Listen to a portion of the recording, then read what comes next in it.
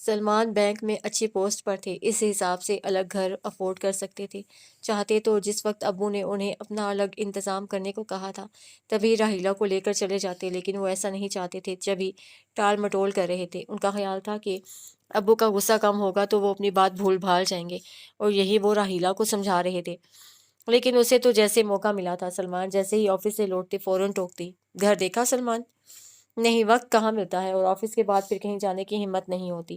سلمان کے اس جواب پر وہ پہلے ان سے ہمدردی جتاتی۔ ہاں، کتنا تھک جاتے ہیں، چلے چینج کر لیں، میں آپ کے لیے چائے لے کر آتی ہوں۔ پھر چائے کے دوران شروع ہو جاتی۔ آپ کے پاس تو وقت نہیں ہے، میں اپنے بھائی جان سے کہوں گی کہ وہ جلدی کوئی گھر دیکھ لے۔ کتنا کرایہ؟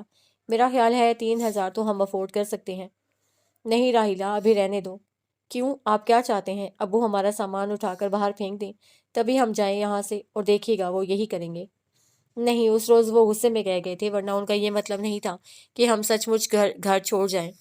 ان کا جو بھی مطلب ہو، میں اب یہاں نہیں رہنا چاہتی، مجھے الگ گھر لے کر دیں، کیونکہ میرے اپنے ارمان ہیں، میں اپنے گھر کو اپنی مرضی سے سجاؤں اور آزادی سے آپ کے ساتھ رہوں۔ یہاں تو ہر بات پر پابندی ہے۔ پھر ان کے زانوں پر سر رکھ کر کہتی، کتنا اچھا لگے گا جب صبح میں آپ کو اٹھا کر بیڈ ٹی دوں گی، پھر آپ کے کپڑے پریس کروں گی، اور جب تک آپ تیار ہوں گے میں ناشتہ بنا لوں گی، اور شام میں یہ سب تم یہاں بھی کرتی ہو؟ سلمان نے کہا تو وہ منہ بنا کر بولی تھی، ہاں لیکن اس طرح نہیں جیسے میں چاہتی ہوں۔ بہرحال سوچیں گے، سلمان نے ٹال دیا، لیکن وہ کہاں ٹلنے والی تھی۔ اٹھتے بیٹھتے ایسی ہی باتیں، پھر یہاں تک کہنے لگی، یہ تو ہماری بے غیرتی ہے جو ابھی بھی یہاں پڑے ہوئے ہیں۔ سلمان اس پر بھی خاموش تھے، کیونکہ اس تھوڑے سے عرصے میں وہ راحیلہ کو اچھی طرح سمجھ چکے تھے کہ وہ منمانی کرنے والی انتہا درجے کی خود پسند ہے، اور اتفاق سے یہی رابعہ کی بھی فطرت تھی۔ اس لیے ہر وقت دونوں ایک دوسرے کو نیچا دکھانے میں لگی رہتی، اور کیونکہ رابعہ کو ابو کی حمایت حاصل تھی اس لیے وہ بازی لے جاتی، ورنہ راحیلہ کے سامنے وہ جم نہیں سکتی تھی، کیونکہ راحیلہ زبان کی بھی بہت تیز تھی۔ صرف ابو کے ڈر سے کچھ خاموش رہتی، ورنہ رابعہ جیسی 10 کو وہ نچا سکتی تھی۔ بہرحال سلمان تو راحیلہ کی باتیں ایک کان سے سنتے دوسرے سے نکال دیتے تھے، لیکن ابو رابعہ کی باتوں پر یقین کرتے تھے۔ انہوں نے ایک بار بھی امی سے تصدیق کرنے کی ضرورت نہیں سمجھی، اور رابعہ کے کہنے پر ایک بار پھر سلمان کو گھر چھوڑنے کو کہہ دیا تو اس بار انہیں بھی غصہ آ گیا تھا۔ امی کے رونے اور منت سماجت پر بھی نہیں رکے، اور ایک ہفتے کے اندر الگ گھر لے کر وہاں شفٹ ہو گئے۔ جس وقت وہ جا رہے تھے اس وقت راحیلہ اور رابعہ دونوں بہت خوش تھیں، لیکن بظاہر یوں جیسے یہ سب اچھا نہیں ہوا۔ رابعہ تو اپنے کمرے سے نکلی ہی نہیں، جبکہ راحیلہ کبھی امی کے گلے لگتی، کبھی فائقہ اور سونی کے سامنے خود کو مظلوم ظاہر کر رہی تھی، اور اپنے گھر جاتے ہی اس نے سلمان کو سنانی شروع کر دی، تمہاری بہن آخر اپنے مقصد میں کامیاب ہو گئی، مجھے وہاں سے نکلوا کر ہی دم لیا، اب تو بہت خوش ہوگی، اور اچھا ہوا ہم آ گئے، ورنہ اس کے ارادے تو کچھ اور تھے۔ پتہ ہے مجھ سے کہہ رہی تھی تمہیں طلاق دلوا کر چھوڑوں گی۔ توبہ توبہ، پتہ نہیں اپنا گھر کیسے بسائے گی۔ میں بھی دیکھوں گی کیسے ساس نندوں کے ساتھ گزارا کرتی ہے۔ اچھا بس اب یہاں آ گئی ہو تو بھول جاؤ سب، سلمان نے کہا تو وہ فوراً آنکھوں میں آنسو بھر کر ان کے سینے سے لگتے ہوئے بولی، کیسے بھول جاؤں سلمان، بہت ستایا ہے اس لڑکی نے مجھے، تم تو سارا دن آفس ہوتے تھے، تمہیں کیا پتا، میرے دل سے پوچھو، ہر پل یہ دھڑکا لگا رہتا تھا کہ کہیں تم مجھے چھوڑ نہ دو۔ بتاؤ اس کے بعد میرا کیا ہوتا، میں تو مر جاتی، تمہارے بغیر میں نہیں رہ سکتی۔ اور ایسی باتوں سے سلمان کو لگتا جیسے وہ ٹھیک کہہ رہی ہے۔ اس ساری افراتفری کے دوران رابعہ کمرے سے نہیں نکلی تھی۔ جب سناٹا چھا گیا تھا وہ باہر آ کر بہت اتراتے ہوئے انداز میں بولی، کتنا سکون ہو گیا ہے نا؟ اس نے تائید کے لیے سونی کو دیکھا تو وہ بیچاری سیدھی سادی بڑے آرام سے کہہ گئی، ہاں۔ کیا ہاں؟ امی نے تیز لہجے میں ٹوکا تو سونی ایک دم خائف ہو گئی۔ وہ ابھی بھیا کے سامان جانے کا اتنا شور ہو رہا تھا، اب رابعہ زور سے ہنستے ہوئے بولی، ٹھیک تو کہہ رہی ہے، یہ تو واقعی ٹھیک کہہ رہی ہے، لیکن تمہارا مطلب کچھ اور تھا۔ فائقہ نے ناگواری سے رابعہ کو جتایا تو وہ دھڑلے سے بولی، میرا بھی یہی مطلب تھا، لیکن اپنی اپنی سمجھ کی بات ہے، تم جو بھی سمجھو۔ بہرحال اب یہ کمرہ میرا ہو گیا، اس سے پہلے کہ کوئی اور اس پر قبضہ کرے میں ابھی اپنا سامان یہاں سیٹ کر دیتی ہوں۔ جب تم نے کہہ دیا تو پھر کسی اور کی مجال نہیں ہے یہاں قبضہ کرنے کی۔ وہ کہتی ہوئی کمرے سے نکل کر کچن میں آ گئی، اور پھر چاول چننے کے بہانے سے سونی کو بھی بلا لیا کیونکہ وہ نہیں چاہتی تھی کہ اس کا کچا ذہن رابعہ کی ایسی حرکتوں سے متاثر ہو، اس لیے فوراً اسے دوسری باتیں کرنے لگی۔ تمہارا رزلٹ کب آ رہا ہے؟ شاید اگلے ہفتے۔ کون سا گریڈ لاؤ گی؟ اسے چاول کا تسلا اس کے آگے رکھتے ہوئے پوچھا۔ پتہ نہیں آپی، میرے پیپر تو بہت اچھے ہوئے ہیں، دعا کریں بی گریڈ آ جائے۔ سونی نے کہا تو وہ مسکرا کر پوچھنے لگی، بی کیوں، اے کیوں نہیں؟ A ग्रेड तो सुमैया का आएगा क्योंकि उसके हर टेस्ट में सबसे ज़्यादा नंबर आते थे। सोनी ने सुमैया पर रश्क करते हुए कहा तो वो मुस्कुरा कर बोली, बेवकूफ़, ज़रूरी नहीं है कि जो हर टेस्ट में ज़्यादा नंबर लाए वो बोर्ड के इम्तिहान में भी सबसे आगे हो, बल्कि असल रिजल्ट तो यहीं पता चलता है। पता है, जब मैं मैट्रिक में थी तो क्लास में हम 3 लड़कियां ऐसी थीं जिनमें बहुत सख्त मुकाबला होता था। स्कूल के सारे इम्तिहानों में कभी मैं फर्स्ट आ जाती, कभी उन उन दोनों में से कोई और। जब बोर्ड का इम्तिहान हुआ तो एक और लड़की जो क्लास में सबसे पीछे बैठती थी और टीचर्स को उसका नाम भी नहीं मालूम था, वो हमसे ज़्यादा नंबर ले गई। है, सोनी बहुत दिलचस्पी से सुन रही थी। हाँ, इसी तरह तुम्हारे भी सुमैया से ज़्यादा नंबर आ सकते हैं। अल्लाह करे आ जाए तो बहुत मज़ा आएगा। इतना इतराती है वो, और मैंने सोच लिया है कॉलेज जाकर मैं बहुत मेहनत करूंगी। शाबाश, कौन से कॉलेज में जाओगी? उसने सोने की हिम्मत बंधा कर पूछा तो वो फौरन बोली, जहाँ से आपने पढ़ा है। हाँ, वही अच्छा है, करीब भी है। मैं खुद जा तुम्हारा एडमिशन कराने जाऊंगी, इसी बहाने अपने टीचर्स से भी मिल लूंगी। उसे कहा तो सोनी सादगी से पूछने लगी, टीचर्स आपको पहचान लेंगी? क्यों नहीं, उस्ताद अपने अच्छे शागिर्दों को कभी नहीं भूलते। वो कहकर खुद ही हंसी, फिर उसके सामने से तसला उठाया और बोली, लाओ जल्दी से चढ़ा दूं, फिर मुझे हफ्ते भर के कपड़े धोने और प्रेस भी करने हैं। आप ही, मैं मशीन लगा रही हूँ, आपके कपड़े भी धो दूंगी। सोनी ने कहा तो उसे मना करते हुए कहा, नहीं, मेरे कपड़े मशीन में धुलने वाले नहीं हैं, एक एक दिन के पहने हुए हैं, सर्फ में डालकर निकाल लूंगी। और हाँ, पहले अबू से चाय का पूछाओ क्योंकि खाने में तो अभी देर है। अबू कहते हैं मुझसे चाय का पूछा नहीं करो, पिलाने का मूड हो तो पिला दिया करो, सोनी ने कहा। तो वो बेसाख्ता हंसी, फिर केतली में पानी डालकर चूल्हे पर रख रख रही थी कि सोनी जाते जाते किसी ख्याल से पलटकर पूछने लगी, आप ही आप भैया के घर जाएंगी? हाँ, क्यों नहीं, कल ही ऑफिस के बाद सीधी वहां जाऊंगी, हमारी कोई उनसे लड़ाई थोड़ी है। मैं कल घर देख आऊं, फिर तुम्हें भी ले चलूंगी। अच्छा नहीं लग रहा ना, भैया चले गए, कितनी खामोशी छा गई है। सोनी ने अफसोस से कहा। हाँ बस, वो गहरी सांस खींच कर रह गई। फिर चाय लेकर अंदर अब्बू के पास आई तो वो जाने किस सोच में बैठे थे। अब्बू, अब्बू चाय लीजिए, उसने पुकारा तो चौंक कर पूछने लगे, चला गया तुम्हारा भाई? जी। अच्छा हुआ, उन्होंने कहा तो वो फौरन बोली, नहीं अब्बू, अच्छा नहीं हुआ, आपने खामखा राबिया के कहने से नहीं बेटा। अब्बू ने भी फौरन टोका था, ये मेरा अपना फैसला था। लेकिन अब्बू, इतनी जल्दी लोग क्या कहेंगे?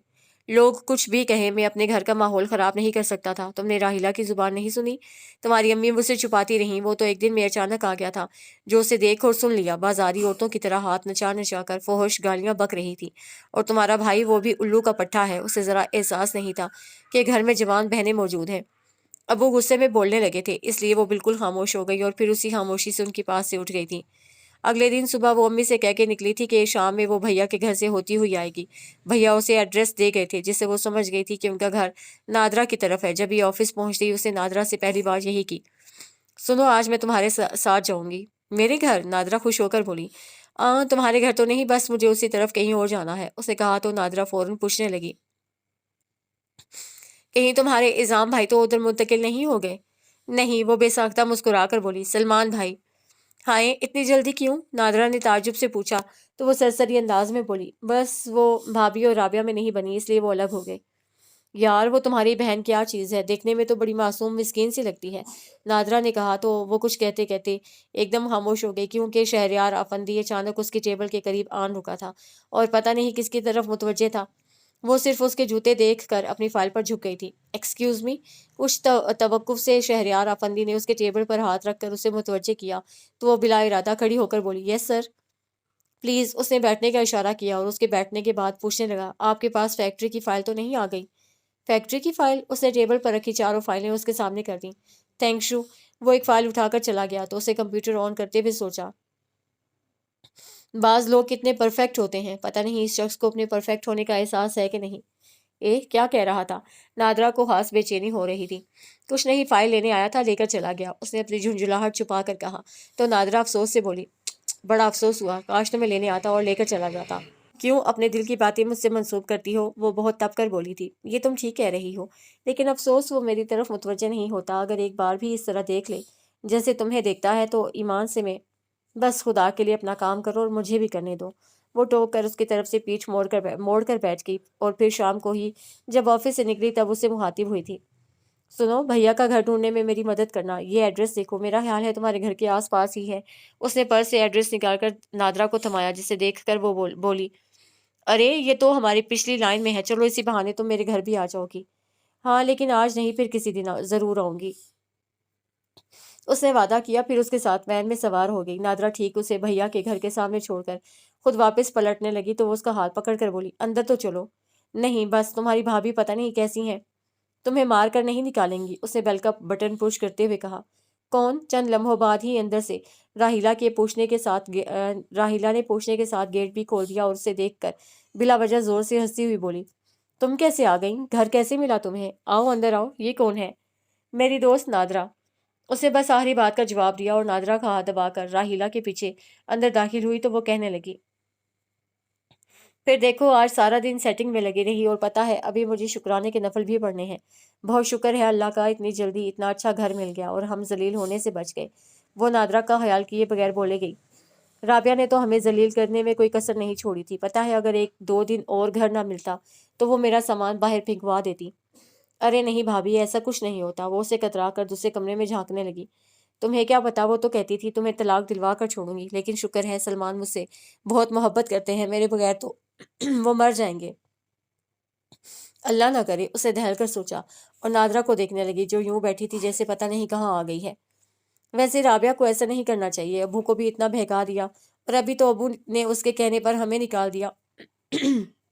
لیکن دیکھنا کتنا پچھتائیں گے، 3 بیٹیاں بیانی ہیں انہیں، اکیلے سر پر پڑے گی تب پتہ چلے گا۔ عثمان تو بھی بہت چھوٹا ہے، جب تک وہ ابو کا سہارا بننے کے قابل ہوگا تب تک تو تم بوڑھی ہو جاؤ گی۔ راہیلہ کی زبان بھلا کون روک سکتا تھا، درمیان میں وقفہ بھی نہیں دے رہی تھی۔ وہ کچھ کہتی بس احمقوں کی طرح دیکھنے کے ساتھ پچھتا بھی رہی تھی کہ وہ کیوں آئی، اور اگر آئی بھی تھی تو نادرا کو ساتھ کیوں لائی۔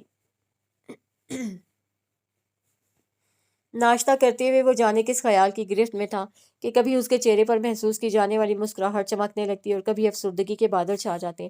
بیگم آفندی کچھ دیر اسے کن اکھیوں سے دیکھتی رہیں، پھر چائے کا کپ اس کے سامنے رکھتے ہوئے پوچھنے لگیں، کیا سوچ رہے ہو شہری؟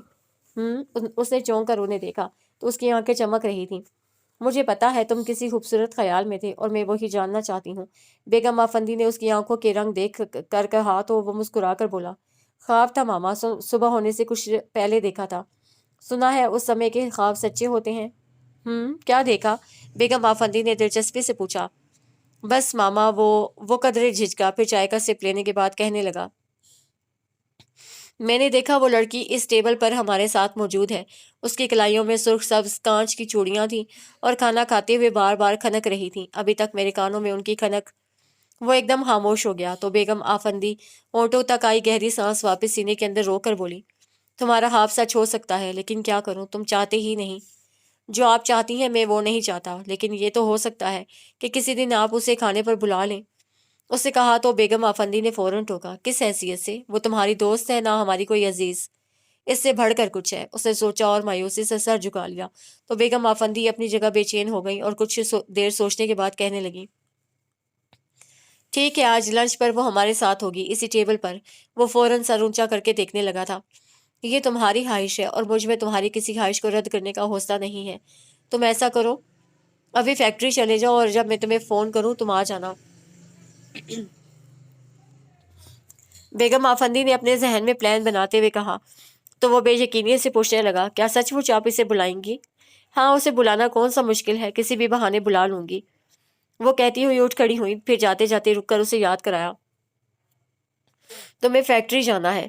جی ماما، وہیں جا رہا ہوں۔ وہ فوراً اٹھ کر ان کے پیچھے چلتے ہوئے پوچھنے لگا، آپ مجھے کتنے بجے فون کریں گی؟ او گاڈ، تم جاؤ تو۔ وہ اس کی بے صبری پر ہنسی تو وہ خجل سا ہو کر ہاتھ ہلاتا باہر نکل گیا۔ بیگم آفندی نے گلاس وال سے اس کی گاڑی گیٹ سے نکلتے ہوئے دیکھی، پھر وہیں لاؤنج میں بیٹھ گئی اور ٹیلی فون قریب کھینچ کر آفس کے نمبر ڈائل کرنے لگی۔ ہیلو۔ چند لمحوں بعد طاہر صاحب کی آواز سنتے ہی وہ کہنے لگی، طاہر صاحب میں آج آفس نہیں آ رہی، بس کچھ طبیعت ٹھیک نہیں ہے، آپ ٹینڈر کے تمام کاغذات مکمل کر لیں۔ نہیں، شہری فیکٹری گیا ہے، ہاں، اور فائقہ سے کہیے اس کی فائل مجھے آج ہی چاہیے، میں منگوا لوں گی، نو پرابلم۔ اوکے۔ انہوں نے ریسیور رکھ دیا، پھر خانزامہ کو بلا کر اسے کچھ خاص ڈشز بنانے کا کہہ کر اپنے کمرے میں آ گئی۔ کیسے کیسے خواب دیکھتا ہے شہری، اور عجیب منطق ہے اس کی کہ اس لڑکی کو معلوم ہی نہیں ہونا چاہیے کہ وہ اسے پسند کرتا ہے۔ کیا واقعی اسے معلوم نہیں ہوگا؟ یہ کیسے ممکن ہے؟ لڑکیاں تو اس معاملے میں بہت حساس ہوتی ہیں، فوراً سمجھ لیتی ہیں کہ کون کس انداز سے دیکھ رہا ہے۔ فائقہ نے بھی شہری کی آنکھوں میں اپنے لیے پسندیدگی کی جھلک ضرور محسوس کی ہوگی، اور اگر میں اس کی تھوڑی سی حوصلہ افزائی کر دوں تو کیا وہ جانے کیا پلان کرنے جا رہی تھی کہ فون کی بیل نے ان کی سوچوں کو منتشر کر دیا۔ یس، انہوں نے خاصی ناگواری سے ریسیور اٹھایا تھا۔ السلام علیکم بیگم صاحبہ۔ ادھر ان کے لیگل ایڈوائزر ابرار قریشی تھے۔ وعلیکم السلام۔ وہ ایک دم سنبھل گئیں۔ کیسی طبیعت ہے بیگم صاحبہ؟ ابھی آفس فون کیا تو معلوم ہوا؟ ہاں بس، وہ ان کی بات پوری ہونے سے پہلے بول پڑی۔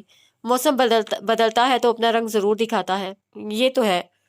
خیر آپ بتائیے کیسے یاد کیا؟ انہوں نے پوچھا۔ وہ مجھے یہ معلوم کرنا تھا کہ آپ جانتی ہیں افندی صاحب کی پہلی بیگم صاحبہ اور بچے کہاں ہیں؟ ابرار قریشی نے قدرے رک کر کہا تو یکلخت ان کے اعصاب تن گئے تھے۔ بمشکل خود پر قابو پا کر سرسری انداز میں بولی، نہیں، کیوں؟ میرے پاس ایک خط آیا ہے۔ صاحبزادے نے اپنا نام پتہ تو نہیں لکھا، لیکن خود کو آفندی صاحب کا بیٹا کہا ہے۔ ابرار قریشی نے بتایا تو وہ فوراً پوچھنے لگی، اور کیا لکھا ہے؟ اور کوئی خاص بات نہیں، لیکن بیگم صاحبہ یہ کیسے ممکن ہے؟ میرا مطلب ہے، مجھے افندی صاحب نے یہ بتایا تھا کہ ان کے بیوی بچے ایک ایکسیڈنٹ کا شکار ہو گئے تھے۔ ابرار قریشی جس قدر الجھ کر بولے اسی قدر بیگم آفندی مطمئن سی ہو کر بولی تھی، ہاں ایسا ہی ہوا تھا۔ پھر یہ خط؟ ابرار صاحب، بڑے لوگوں کے ساتھ ایسے مذاق ہوتے رہتے ہیں، اور میرے ساتھ تو یہ ضرور ہوگا، کیونکہ سب جانتے ہیں کہ اپنے وسیع کاروبار اور جائیداد کا جو ایک اکلوتا وارث ہے وہ بیچارہ بھی۔ بیگم آفندی آخر میں آواز دبا کر خاموش ہو گئی۔ او آئی سی، ابرار قریشی سمجھ کر انہیں تسلی دینے لگے۔ آپ پریشان نہ ہو بیگم صاحبہ، ایسا کچھ نہیں ہوگا، اور اللہ پر بھروسہ رکھیں، انشاءاللہ شہری بہت لمبی عمر جیے گا انشاءاللہ۔ اوکے آپ آرام کریں۔ آئی ایم سوری، میں نے آپ کو ڈسٹرب کیا، ابرار قریشی نے کہا تو وہ ریسیور رکھ کر خود سے کہنے لگی، یہ تم نے مجھ پر بڑا احسان کیا افندی، کہ اپنے بیوی بچوں کو خود ہی مار دیا۔ اب وہ کسی طرح خود کو تمہاری اولاد ثابت نہیں کر سکے گا، اور اس کی دھمکی کا مزہ تو میں صرف اسے چکھاؤں گی۔ آخر میں انہوں نے سر جھٹکا، لیکن ان سوچوں کو نہیں جھٹک سکی تھیں۔ کتنا وقت گزر گیا، وہ اسی طرح بیٹھی تھیں کہ شہریار کا فون آ گیا۔ ماما، میں آپ کے فون کا انتظار کر رہا ہوں، شہریار نے کہا تو انہیں اتنا وقت گزرنے کا احساس ہوا۔ فوراً بولی تھی، سوری بیٹا، بس تھوڑا انتظار اور میں خود تمہیں کال کروں گی۔ اوکے۔ اس کے ساتھ ہی انہوں نے سلسلہ منقطع کر دیا، پھر آفس کے نمبر ڈائل کی اور طاہر صاحب کی آواز سن کر بولی، فائقہ سے بات کروائیں ذرا۔ کچھ دیر بعد فائقہ کی آواز آئی تھی، یس میڈم۔ تم نے فائل تیار کر لی؟ انہوں نے نرمی سے پوچھا۔ Yes madam. گڈ، اب ایسا کرو، اپنی فائل اور طاہر صاحب سے ٹینڈر کی فائل لے کر میرے پاس آ جاؤ، میں گاڑی بھجوا رہی ہوں، کوئی پرابلم نہیں ہوگی تمہیں، اوکے؟ انہوں نے اسے کچھ کہنے کا موقع دیے بغیر فون بند کر دیا تھا۔ وہ کچھ الجھی ہوئی سی بیگم آفندی کے کمرے سے نکلی اور طاہر صاحب سے ٹینڈر کی فائل لے کر اپنی ٹیبل پر آتے ہی نادرا سے بولی، سنو، میں جا رہی ہوں۔ کہاں؟ نادرا نے کی بورڈ سے انگلیاں ہٹا کر اسے دیکھا تو وہ روٹھے لہجے میں بولی، میڈم کے گھر۔ ہیں؟ سچ؟ کس کے ساتھ جا رہی ہو؟ نادرا نے اچھل کر پوچھا۔ کسی کے ساتھ نہیں، انہوں نے گاڑی بھجوائی ہے، شاید ان کی طبیعت ٹھیک نہیں ہے، اس لیے یہ فائلیں گھر پر منگوائی ہیں، اور پتہ نہیں کیا کام ہے، اسے بتایا تو نادرا شوق سے بولی، میں بھی چلوں؟ چلو، لیکن انہوں نے مجھے تو نہیں بلایا۔ مجھے بلایا ہے، خدا حافظ۔ وہ دونوں فائلوں کے ساتھ اپنا بیگ اٹھا کر باہر نکل آئی۔ ڈرائیور نے اسے دیکھتے ہی گاڑی کا دروازہ کھول دیا تھا۔ واہ کیا شاندار گاڑی ہے، اسے بیٹھتے ہی اپنے آپ پر رشک آنے لگا، لیکن پھر فوراً خود کو سرزنش کر کے شیشے سے باہر دیکھنے لگی تھی۔ تقریباً 20 منٹ کی ڈرائیو کے بعد گاڑی ایک شاندار بنگلے میں داخل ہو کر رکی تو اترتے ہی وہ کچھ مروب اور زیادہ کنفیوز ہو گئی۔ پھر منتظر کھڑے ملازم کو دیکھا اور اس کے اشارے پر اسے ایک قدم آگے چلتی چلی گئی، جبکہ دھیان اسی کی طرف تھا۔ جب ہی جہاں وہ رکا اس نے بھی قدم روک لیا اور پلٹ کر پوچھا، میڈم کہاں ہے؟ ملازم نے کچھ کہے بغیر بیگم آفندی کے کمرے کا دروازہ کھولا تو سامنے بیڈ پر انہیں نیم دراز دیکھ کر وہ کچھ جھجکتی ہوئی اندر داخل ہو کر بولی، السلام علیکم۔ تم آ گئی؟ آئی ایم سوری، مجھے تمہیں بلوانا پڑا، اصل میں میری طبیعت ٹھیک نہیں ہے، جبکہ یہ فائلز آج کی تاریخ میں مجھے سائن کر کے اسلام آباد بھجوانی ہے۔ لاؤ فائلز مجھے دے دو۔ انہوں نے تکیے کے سہارے بیٹھتے ہوئے ہاتھ بڑھایا تو اسے فوراً فائلز انہیں تھما دی۔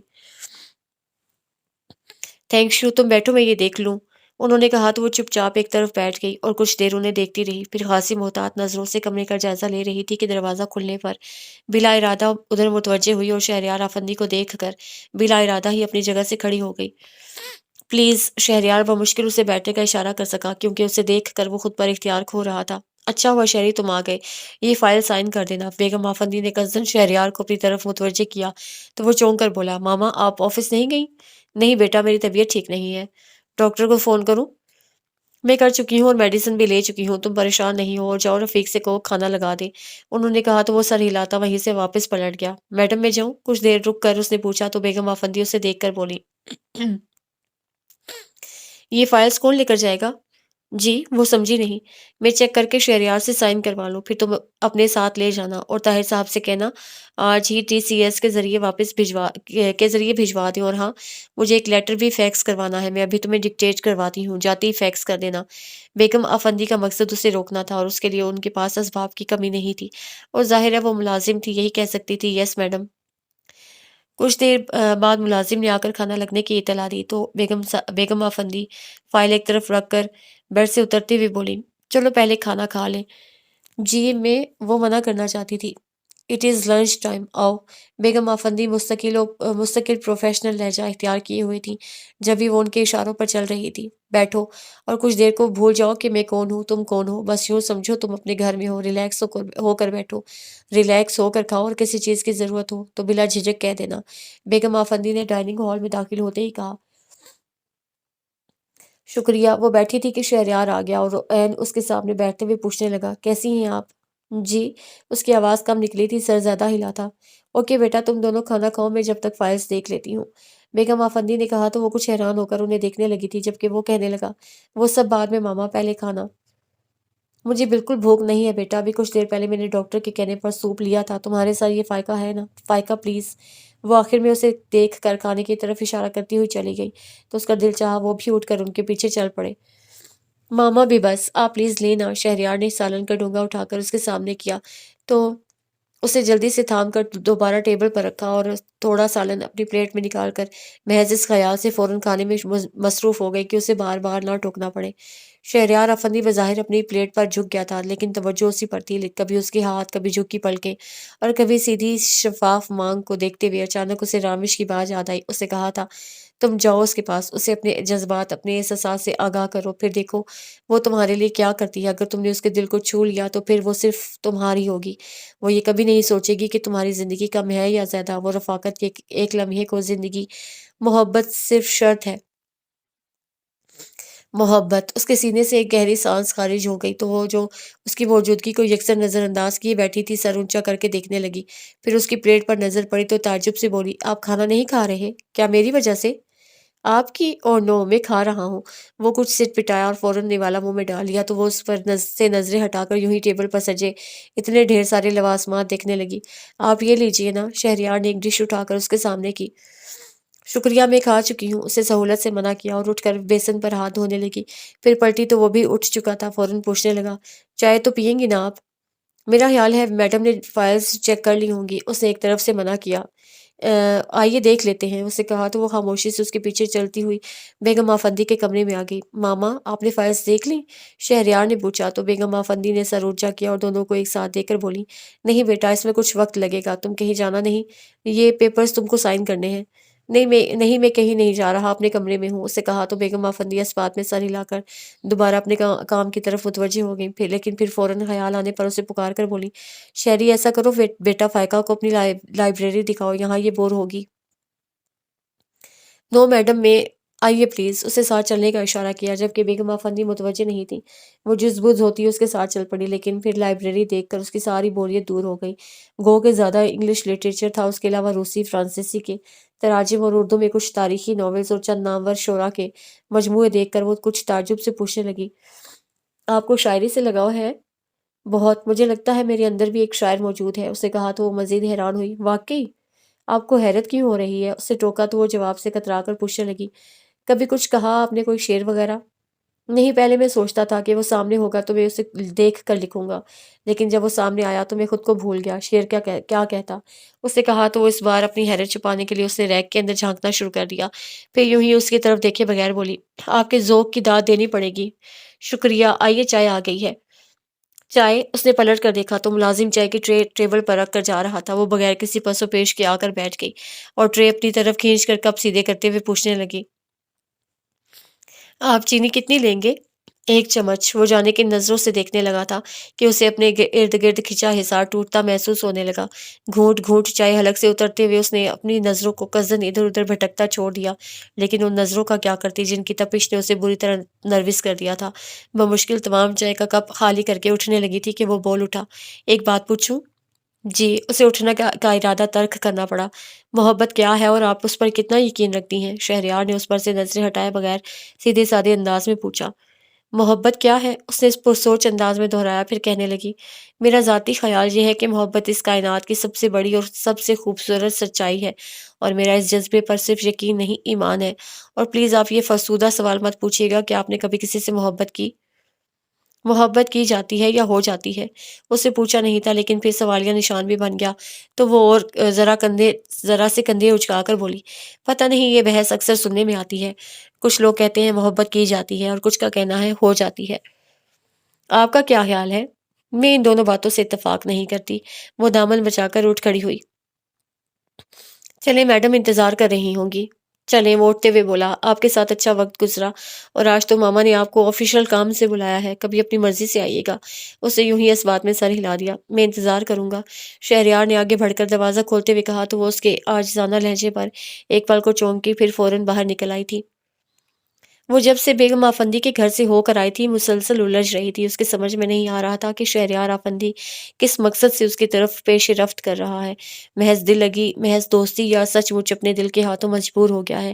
گو کہ تیسری بات اسے سچ لگ رہی تھی، کیونکہ اس روز بس ایک زبان کو ہی اس نے اپنے اختیار میں رکھا تھا، ورنہ تو اس کی آنکھوں سے اور اس کے ہر اندازے اس کے جذبوں کا اظہار ہوا تھا۔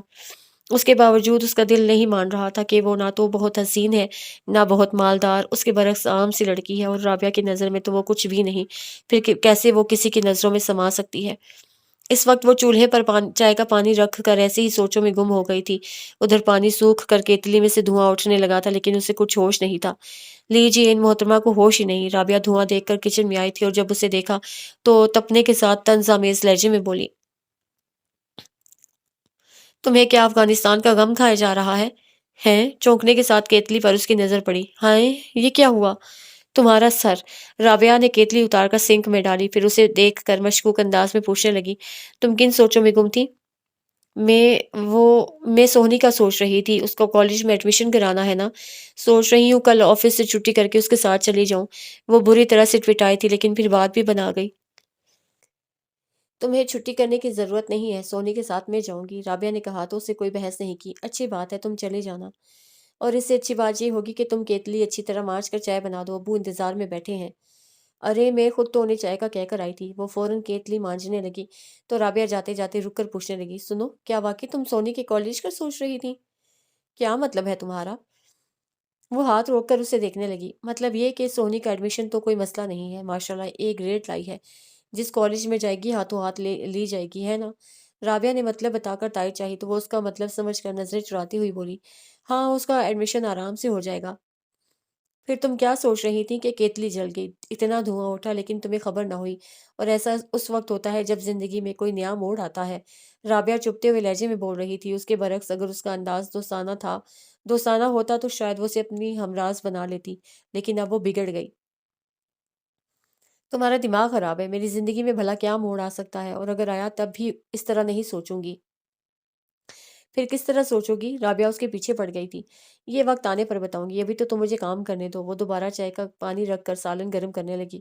سنو، کوئی بھی قدم اٹھانے سے پہلے یہ ضرور سوچنا کہ ابو نے تم پر اعتماد کر کے تمہیں جاب کی اجازت دی تھی، ان کے اعتماد کو ٹھیس نہیں پہنچنی چاہیے۔ رابعہ اپنی بات ختم کرتے ہی کچن سے نکل گئی تو وہ کچھ دیر حیران سے اس کے پیچھے دیکھتی رہی، پھر ایک دم سلگ کر سوچنے لگی، ایسی باتوں میں کتنا دماغ چلتا ہے اس کا، اڑتی چڑیا کے پر گن لیتی ہے، اور تنبیہ کرنا بھی نہیں بھولتی، ایسے جیسے خود بڑی فرمانبردار وفا شیار ہو۔ ہوں۔ آخر میں اس نے سر جھٹکا، پھر جلدی سے چائے بنا کر ابو کے کمرے میں لے جاتے ہوئے اسے سونی سے دسترخوان لگانے کو کہہ دیا، اور خود ابو کے پاس ہی بیٹھ گئی تھی۔ تمہاری جاب کیسی چل رہی ہے؟ ابو نے پوچھا۔ ٹھیک ہے، میں چاہتی ہوں اس کے ساتھ کوئی اور کورس بھی کر لوں، لیکن وقت کا مسئلہ ہے۔ فل ٹائم جاب میں یہی ہوتا ہے، ویسے تمہیں ضرورت بھی نہیں ہے، ابو نے کہا، تبھی سونی اسے بلانے آ گئی۔ آپ ہی چلیں کھانا کھا لیں۔ جاؤ بیٹا، کھانا کھاؤ، یہ کپ بھی لے جاؤ۔ ابو نے چائے کا آخری گھونٹ لے کر کپ اسے تھمایا، پھر سونی سے پوچھنے لگے، یہ آواز کس کی ہے؟ کون آیا ہے؟ اظام بھائی آئے ہیں۔ اظام بھائی؟ اسے اس وقت اظام کی آمد پر اچنبھا ہوا۔ دل ہی دل میں قیاس کرتی ہوئی برآمدے میں آئی اور انہیں سلام کرتے ہوئے بولی، کھڑے کیوں ہیں؟ بیٹھ جائیں، میں پہلے پھوپھا جان سے مل لوں۔ وہ کہہ کر ابو کے کمرے میں چلے گئے تو اس نے دسترخوان پر بیٹھتے ہوئے پوچھا، کھانا نہیں کھائیں گے اذام بھائی؟ کہہ رہا ہے کھا کر آیا ہوں۔ امی نے یوں بتایا جیسے کہہ رہی ہوں میں پوچھ چکی ہوں۔ اس وقت کیسے آ گئے؟ رابعہ نے اپنی پلیٹ میں سالن نکالتے ہوئے کہا تو امی بگڑ گئیں۔ تمہیں کیا تکلیف ہے؟ وہ کسی بھی وقت آئے، میری بلا سے؟ رابعہ سر جھٹک کر کھانے میں مصروف ہو گئی، لیکن وہ مسلسل قیاس کرتی رہی کیونکہ اسے تشویش بھی تھی، شاید اس لیے کہ اعظام اس وقت کبھی نہیں آئے تھے۔ بہرحال کھانا کھاتے ہی رابعہ حسب عادت اپنے کمرے میں چلی گئی اور اس نے دسترخوان سمیٹتے ہوئے امی سے پوچھا، امی آپ چائے پئیں گی؟ نہیں، اس وقت چائے پیوں گی تو پھر رات بھر نیند نہیں آئے گی، البتہ اعظام کے لیے بنا دو، امی نے کہا۔ انہی کے لیے بنانے جا رہی ہوں، وہ کہتی ہوئی کچن میں آ گئی اور چائے کا پانی رکھ کر جلدی سے برتن دھو ڈالے۔ پھر محض اعظام کا ساتھ دینے کے لیے اس نے آدھا کپ اپنے لیے بھی بنا لیا اور اندر آئی تو اعظام اس کے کمرے میں سونی کے ساتھ بیٹھے تھے۔ چائے لیجیے اعظام بھائی، اس نے کہا۔ تب وہ اس کی طرف متوجہ ہوئے اور کپ تھام کر کچھ کہنے کے لیے منہ کھولا تھا کہ وہ بول پڑی، میں بالکل ٹھیک ہوں، آپ سنائیں، آج کیسے راستہ بھول گئے؟ تم جو نہیں آئی اتنے دنوں سے، تشویش ہوئی کہ کہیں مرور تو نہیں گئی؟ اس نے فوراً کہا تو اعظام قدرے خفگی سے بولے، وہ سے اچھی بات نکالا کرو۔ میرے لیے اچھی بات یہی ہے کہ میں مر جاؤں، اس نے کہا تو اس بار سونی سہم کر بولی، اللہ آپی، آپ کیسی باتیں کر رہی ہیں؟ پاگل ہے یہ، اعظام اٹھتے ہوئے بولے۔ بہرحال میں تمہاری خیریت معلوم کرنے آیا تھا، اسما اور امی بھی بہت پوچھ رہی تھی تمہیں، فرصت ملے تو مل آنا ان سے۔ وہ کچھ نہیں بولی، خاموشی سے انہیں دیکھتی رہی تو اعظام اپنی بات سوچتے ہوئے پوچھنے لگے، کچھ غلط کہہ گیا ہوں کیا میں؟ نہیں تو آپ کھڑے کیوں ہو گئے؟ بیٹھے نا۔ نہیں، چلتا ہوں، 10 بج چکے ہیں، انہوں نے گھڑی دیکھتے ہوئے کہا۔ 10 بج گئے؟ واقعی بہت رات ہو گئی، وہ ہنسی۔ نہیں، بہت رات تو نہیں ہوئی، اصل میں مجھے صبح 5 بجے کی فلائٹ سے اسلام آباد جانا ہے، جلدی سوؤں گا تو جلدی اٹھوں گا۔ اچھا سونی، وہ سونی کا سر ہلا کر کمرے سے نکل گئے تو وہ بھی ان کے پیچھے پیچھے چلی آئی۔ اسلام آباد کس سلسلے میں جا رہے ہیں؟ آفیشل ٹور ہے، کیوں؟ انہوں نے یوں دیکھا جیسے پوچھ رہے ہوں تمہیں کیا کام ہے؟ یوں ہی پوچھ رہی ہوں، کتنے دنوں میں آئیں گے؟ اسے بظاہر سرسری انداز میں پوچھا۔ 3 4 دن سے، یا زیادہ سے زیادہ 1 ہفتہ۔ تم اگر اتنے دن صبر نہیں کر سکتی تو جو کہنا ہے ابھی کہہ ڈالو۔ انہوں نے چلتے چلتے اچانک رک کر اسے دیکھا تو وہ روٹھے لہجے میں بولی، جی نہیں، مجھے آپ سے کچھ نہیں کہنا، ابھی نہ آئندہ کبھی۔ اچھا، وہ ذرا سا مسکرائے۔ ہاں، میں نے سوچ لیا ہے کہ آپ سے کچھ نہیں کہوں گی، البتہ ایک بات ضرور پوچھوں گی۔ کیا؟ ابھی نہیں، پھر کبھی، اسے کہا تو وہ کچھ دیر اسے دیکھتے رہے، پھر خدا حافظ کہہ کر باہر نکل گئے۔ وہ گیٹ بند کر کے واپس اپنے کمرے میں آئی تو اپنی جگہ پر رابعہ کو لیٹے دیکھ کر کزن حیرت کا اظہار کرتے ہوئے بولی، ہائے تم جاگ رہی ہو؟ چھوڑ رہی نظام بھائی کو؟ رابعہ اس کی حیرت یکسر نظر انداز کر گئی تو اس نے بھی کوئی جواب نہیں دیا اور وارڈروب کھول کر صبح کے لیے کپڑے نکالنے لگی۔ کچھ پتہ چلا کیوں آئے تھے؟ رابعہ نے پتہ نہیں کیوں خود متجسس تھی یا محض اسے تنگ کرنا مقصد تھا۔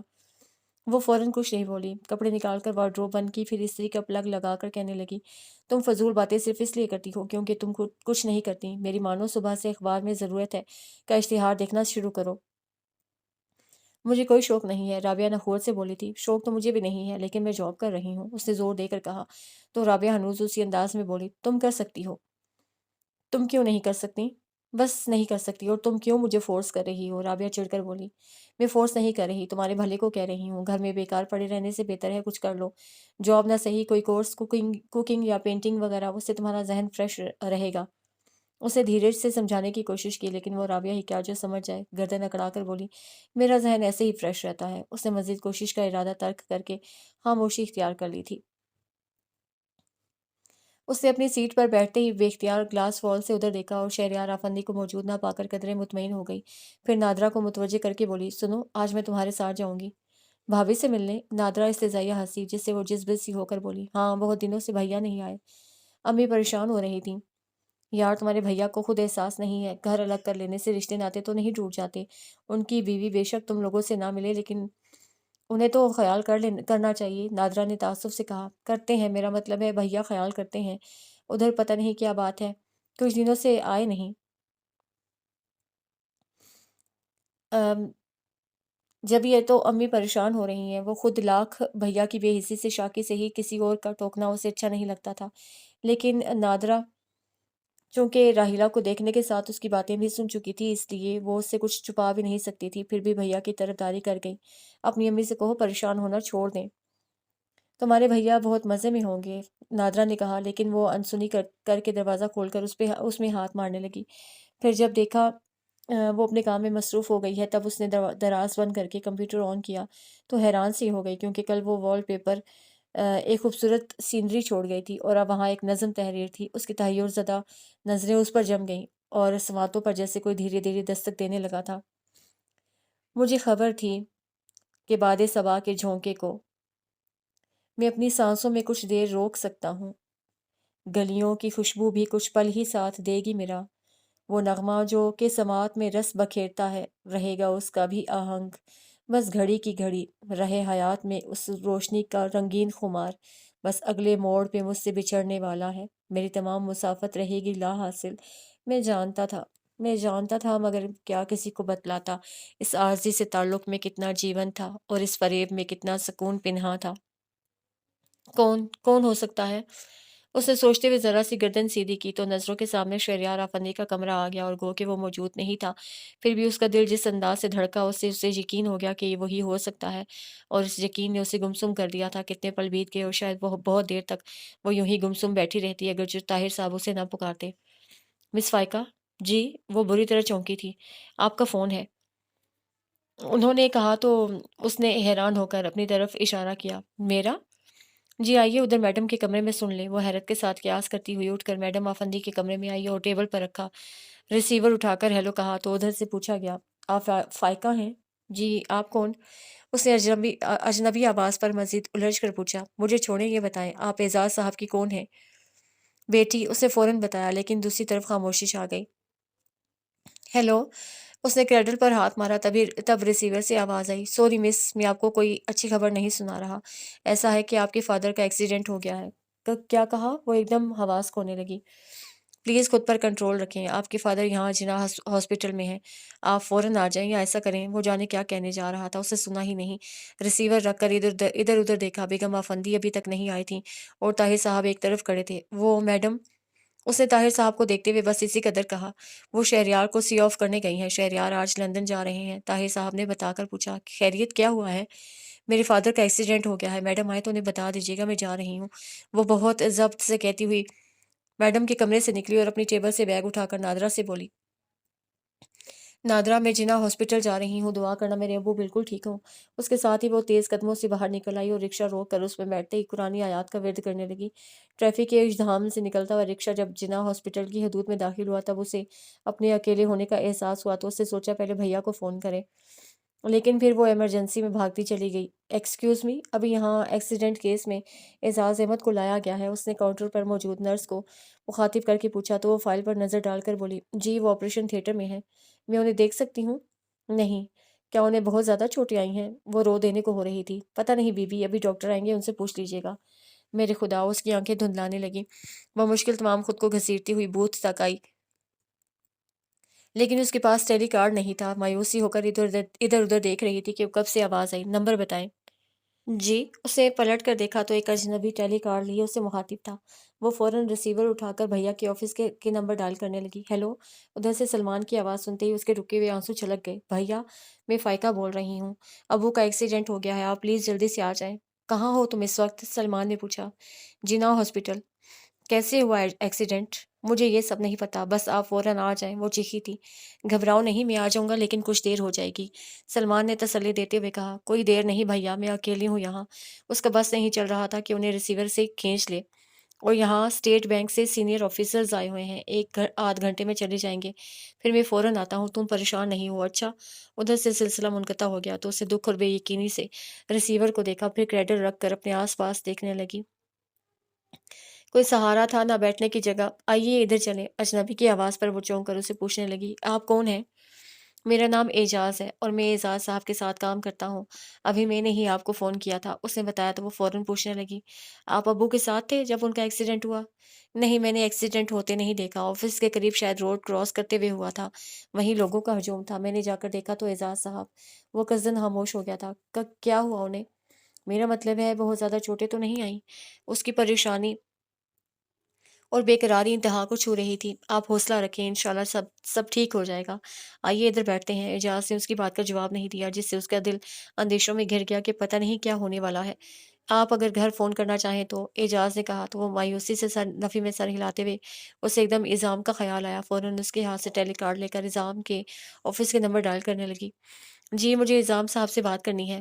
اسلام آباد؟ ابھی آئے نہیں؟ کب تک آئیں گے؟ اچھا ٹھیک ہے۔ اس کی مایوسی سوا ہو گئی، ریسیور رکھ کر بوجھل قدموں سے کوریڈور میں بینچ پر بیٹھی اور اپنی نظریں آپریشن تھیٹر پر جما دیں، جبکہ اس کا ذہن سلمان بھیا کو سوچتے ہوئے چٹکنے لگا تھا۔ کتنی ہی دیر بعد آپریشن تھیٹر کا دروازہ کھلنے کے ساتھ ڈاکٹر برآمد ہوا تو وہ بھاگ کر اس تک جا پہنچی۔ ڈاکٹر صاحب، میرے ابو۔ ویری سیریس کیس، ڈاکٹر مایوسی سے سر ہلاتے ہوئے کہنے لگا۔ دماغ پر گہری چوٹ ہے، آپریشن ہوگا۔ باقی زخم؟ بازو اور پیٹھ؟ اس کے پیچھے کھڑے اعجاز نے پوچھا۔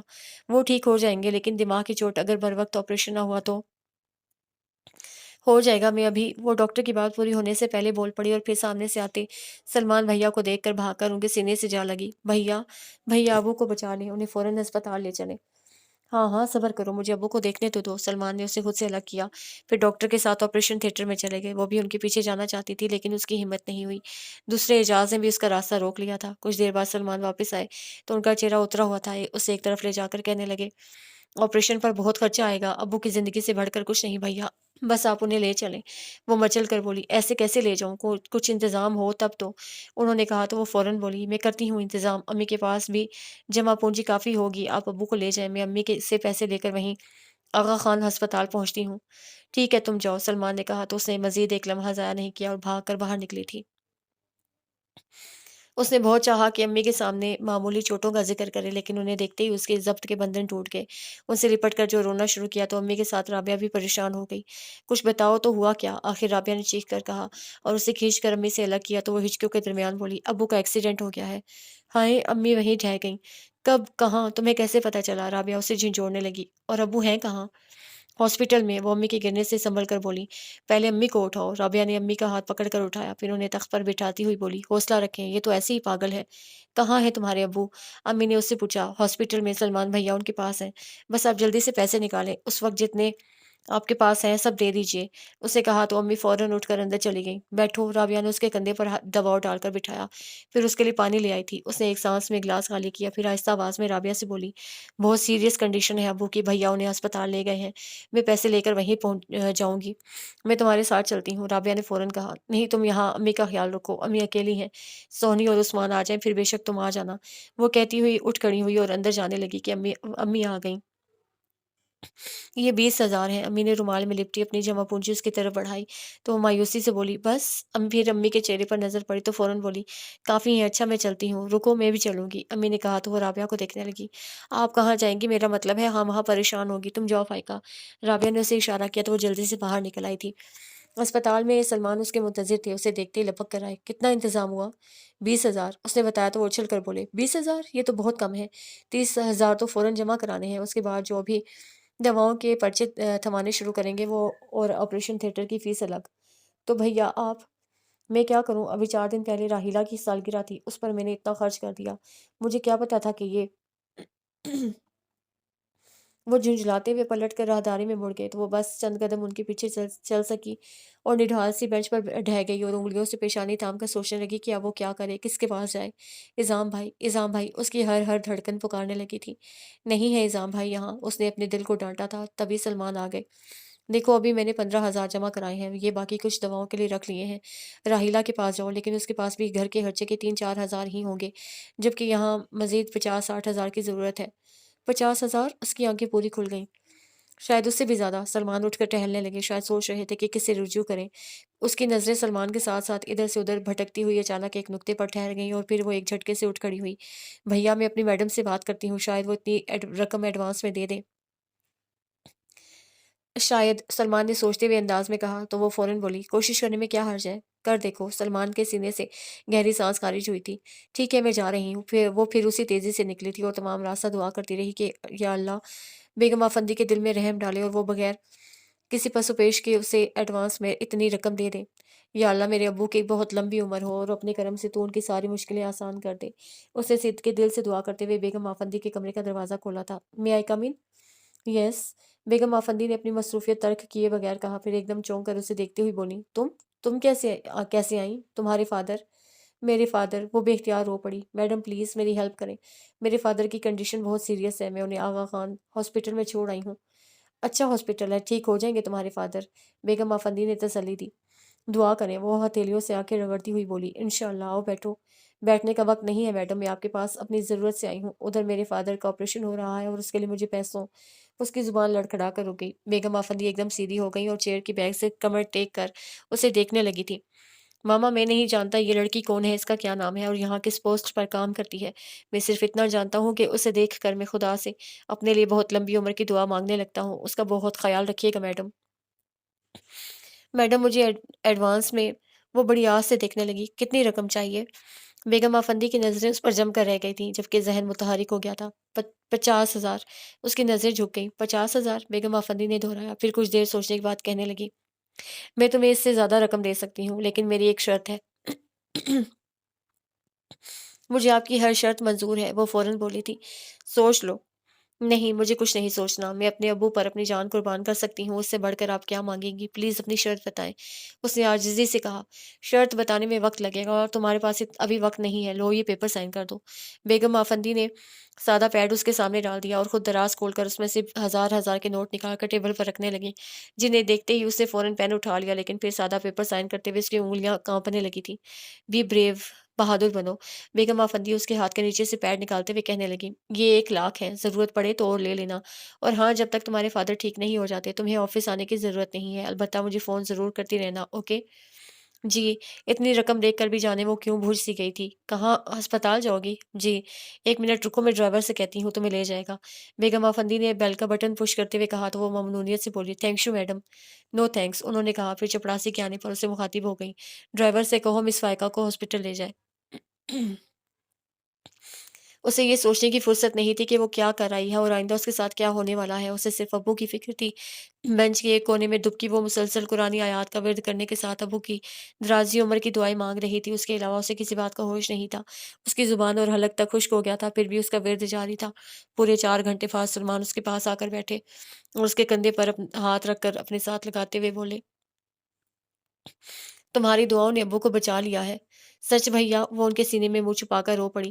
ارے بے وقوف، رونے دھونے کا سلسلہ گھر جا کر کرنا۔ سلمان اسے نرمی سے ٹوک کر پوچھنے لگے، یہ بتاؤ اب ابو کو کہاں منتقل کروانا ہے، وارڈ یا پرائیویٹ روم؟ وہ فوراً بولی تھی، سوچ لو، کہیں پیسے کم پڑ گئے تو۔ نہیں کم پڑیں گے، چلیں پہلے مجھے ابو کے پاس لے چلیں، وہ کہتی ہوئی اٹھ کھڑی ہوئی۔ وہ ابھی ہوش میں نہیں ہے، سلمان نے کہا۔ پھر بھی چلے، میں جب تک انہیں دیکھ نہیں لوں گی مجھے چین نہیں آئے گا۔ اس نے سلمان کا ہاتھ پکڑ کر کھینچا تو وہ اٹھتے ہوئے بولے، چلو لیکن کوئی حماقت نہیں کرنا، میرا مطلب ہے خود پر قابو رکھنا۔ فکر نہیں کریں، میں بہت بہادر ہوں۔ مشکل گھڑی ٹل گئی تھی تو اب وہ مسکرائی تھی، لیکن جب آپریشن تھیٹر میں جا کر ابو کو دیکھا تو اس کا دل سہم کر رہ گیا۔ ان کا پورا سر بینڈیج میں جکڑا تھا اور غالباً زیادہ خون بہہ جانے کے باعث ان کا چہرہ سفید دٹھے کی مانند ہو رہا تھا۔ اسے جھک کر ان کے سینے پر رکھے ہاتھ پر اپنے ہونٹ رکھے تو اس کی آنکھوں سے موتی چھلک گئے۔ کیا کر رہی ہو، چلو۔ سلمان اسے کندھوں سے تھام کر باہر لے آئے، پھر رسٹ واچ پر نظر ڈالتے ہوئے بولے، 5 بج چکے ہیں، یہاں ابو کے پاس کون رکے گا؟ میں، وہ فوراً بولی، لیکن تم اکیلی؟ آپ میری فکر نہ کریں، اس نے کہا تو سلمان خاموش ہو رہے، آپ پہلے امی کے پاس چلے جائیں، وہ بہت پریشان تھی، فون بھی تو نہیں ہے گھر میں۔ اسے اب ٹیلی فون کی ضرورت اور اہمیت کا احساس ہوا تھا۔ ابو ٹھیک ہو جائیں پھر سب سے پہلے فون لگوائیں گے۔ اچھا میں چلتا ہوں، اور گھر سے کچھ منگوانا ہو تو بتا دو، میں امی سے کہہ دوں گا، وہ عثمان کے ہاتھ بھیج دیں گی۔ سلمان کا اجلت بھرا انداز بتا رہا تھا کہ اب انہیں جانے کی جلدی ہو رہی ہے۔ ابھی تو میں کچھ نہیں کہہ سکتی بھیا، آپ بس امی کو اطمینان دلا دیجیے گا۔ تم اکیلی پریشان تو نہیں ہوگی؟ نہیں، مجھے اب پریشانی امی کی طرف سے ہو رہی ہے، آپ پلیز پہلے وہیں جائیے گا۔ اس نے کہا تو سلمان اس بات میں سر ہلاتے آگے بڑھ گئے۔ سنیں، پیشنٹ کو کمرے میں کب لایا جائے گا؟ 32، یس، آدھے گھنٹے بعد۔ آپ چاہیں تو اتنی دیر میں گھر کا چکر لگا سکتی ہیں، نرس نے بتانے کے ساتھ مشورہ دیا۔ نہیں، میرا گھر دور ہے، وہ کہہ کر کمرے میں آ گئی تو شفاف بیڈ دیکھتے ہی دن بھر کی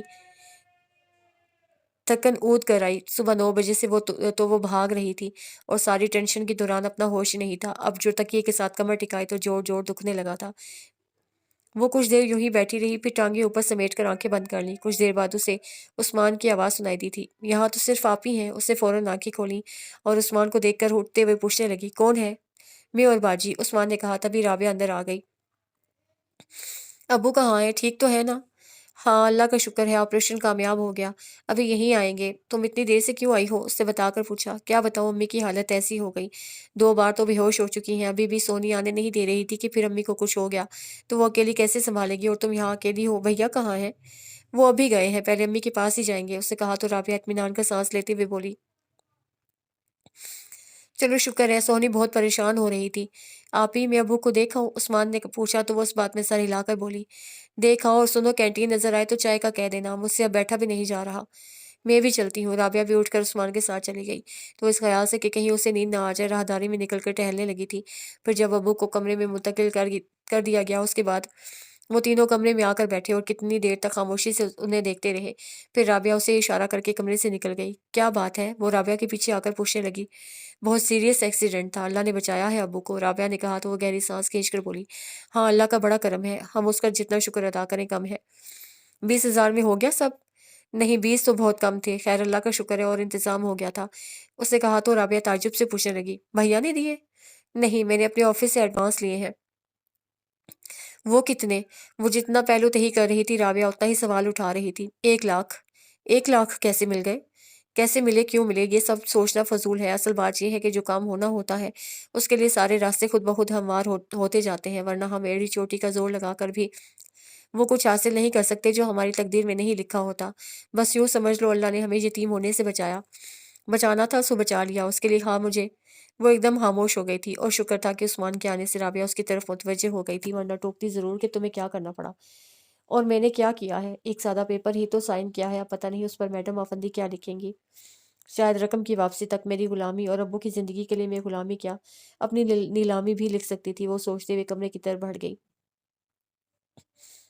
बेगम आफंदी ने बेड कॉर्नर से अपनी रिस्ट वॉच उठाकर टाइम देखा, फिर टेलीफोन सेट अपने करीब रखा था कि फ़ोन की बेल बज उठी। हेलो, उन्होंने फ़ौरन रिसीवर उठाया था। अस्सलाम वालेकुम मामा। दूसरी तरफ शहरयार आफंदी था। बहुत लंबी उम्र जियो बेटा, कैसे हो? उन्होंने दुआ देकर पूछा। बिल्कुल ठीक, लगता है आपकी दुआएं रंग ला रही हैं, शहरयार ने कहा तो वो फ़ौरन पूछने लगी। क्या मतलब? मतलब ये मामा कि इस बार मेरी रिपोर्ट्स पहले से बहुत अच्छी हैं, शहरयार ने खुश होकर बताया। तो उससे ज़्यादा बेगम आफंदी खुशी से उछल पड़ी। रियली? ओह यस मामा, डॉक्टर कहते हैं मेरे अंदर ताज़ा खून बन रहा है। गो कि उसकी स्पीड बहुत कम है, फिर भी मामा चांस तो बन गया है ना। शहरयार की आवाज़ में गैर मामूली खनक थी।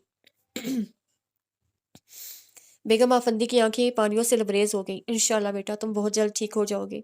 सब आपकी दुआएं हैं मामा, और फिर अल्लाह मियाँ को पता है ना कि आपके पास सिर्फ एक मैं हूँ। हाँ, और तुम ही से ही इस घर में बहारें आएंगी। बहारें? शहरयार ने बहुत खूबसूरत कहका लगाया था। और क्या? बेगम आफंदी मुस्कुराई, फिर अचानक एक ख्याल के तहत कहने लगी। और हाँ, वो फ़ायका तुम्हारा बहुत पूछ रही थी। फ़ायका मेरा? क्या कह रही थी मामा? वो हैरान होकर पूछ रहा था। यही कि तुम इतने दिनों से नज़र नहीं आए, कहाँ चले गए हो? मेरा ख़्याल है वो तुम्हें मिस कर रही है। बेगम आफ़ंदी ने कहा तो वो जैसे यकीन कर भी रहा था और नहीं भी। नो मामा, आपको शायद गलतफ़हमी हुई है, उसने यूँ ही पूछ लिया होगा। यूँ ही, किसी और ने तो नहीं पूछा। ख़ैर तुम कब आ रहे हो? बेगम आफ़ंदी ने खुद ही बात बदल दी। अभी सीट कंफर्म नहीं हुई, होगी तो आपको फ़ोन कर दूँगा। ओके बेटा, अपना ख़्याल रखना। 1 मिनट मामा, वो रुक कर पूछने लगा। अगर मैं सुबह आपको ऑफ़िस में फ़ोन करूँ तो मेरी फ़ायका से बात हो सकेगी? हो तो सकती थी, लेकिन वो आजकल छुट्टी पर है। बेगम आफ़ंदी ने उसकी बेकरारी महसूस करते हुए कहा। ठीक तो है ना वो? उससे फ़ौरन पूछा। हाँ, बिल्कुल ठीक है। ओके, अल्लाह हाफ़िज़। उधर से सिलसिला मुनक़ता हो गया तो बेगम आफ़ंदी रिसीवर रखते हुए बुड़बुड़ाई। मेरे बच्चे, कोई चीज़ तुम्हें पसंद आए और वो तुम्हारी ना हो, ये तो हो ही नहीं सकता। फ़ायका तुम्हारी है, सिर्फ़ तुम्हारी। बेगम आफ़ंदी की आँखें चमकने लगी थीं और अगले रोज़ वो फ़ायका एज़ाज़ अहमद पर एक और एहसान करने हॉस्पिटल जा पहुँची। कैसे हैं तुम्हारे फ़ादर?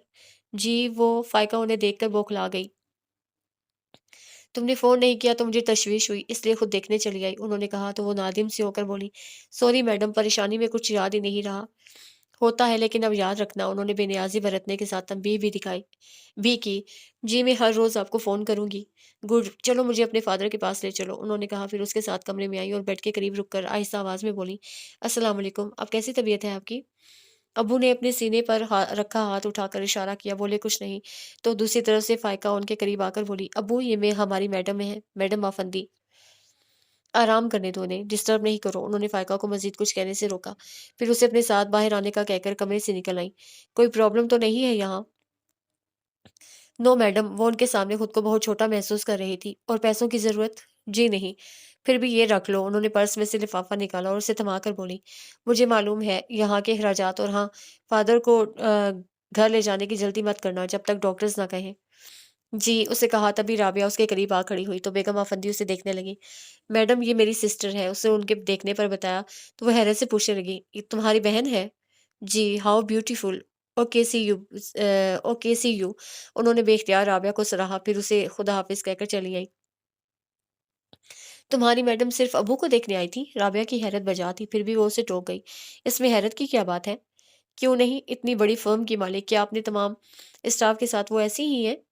हाँ, सबका ख्याल रखती हैं, उन्होंने उसने फौरन कहा।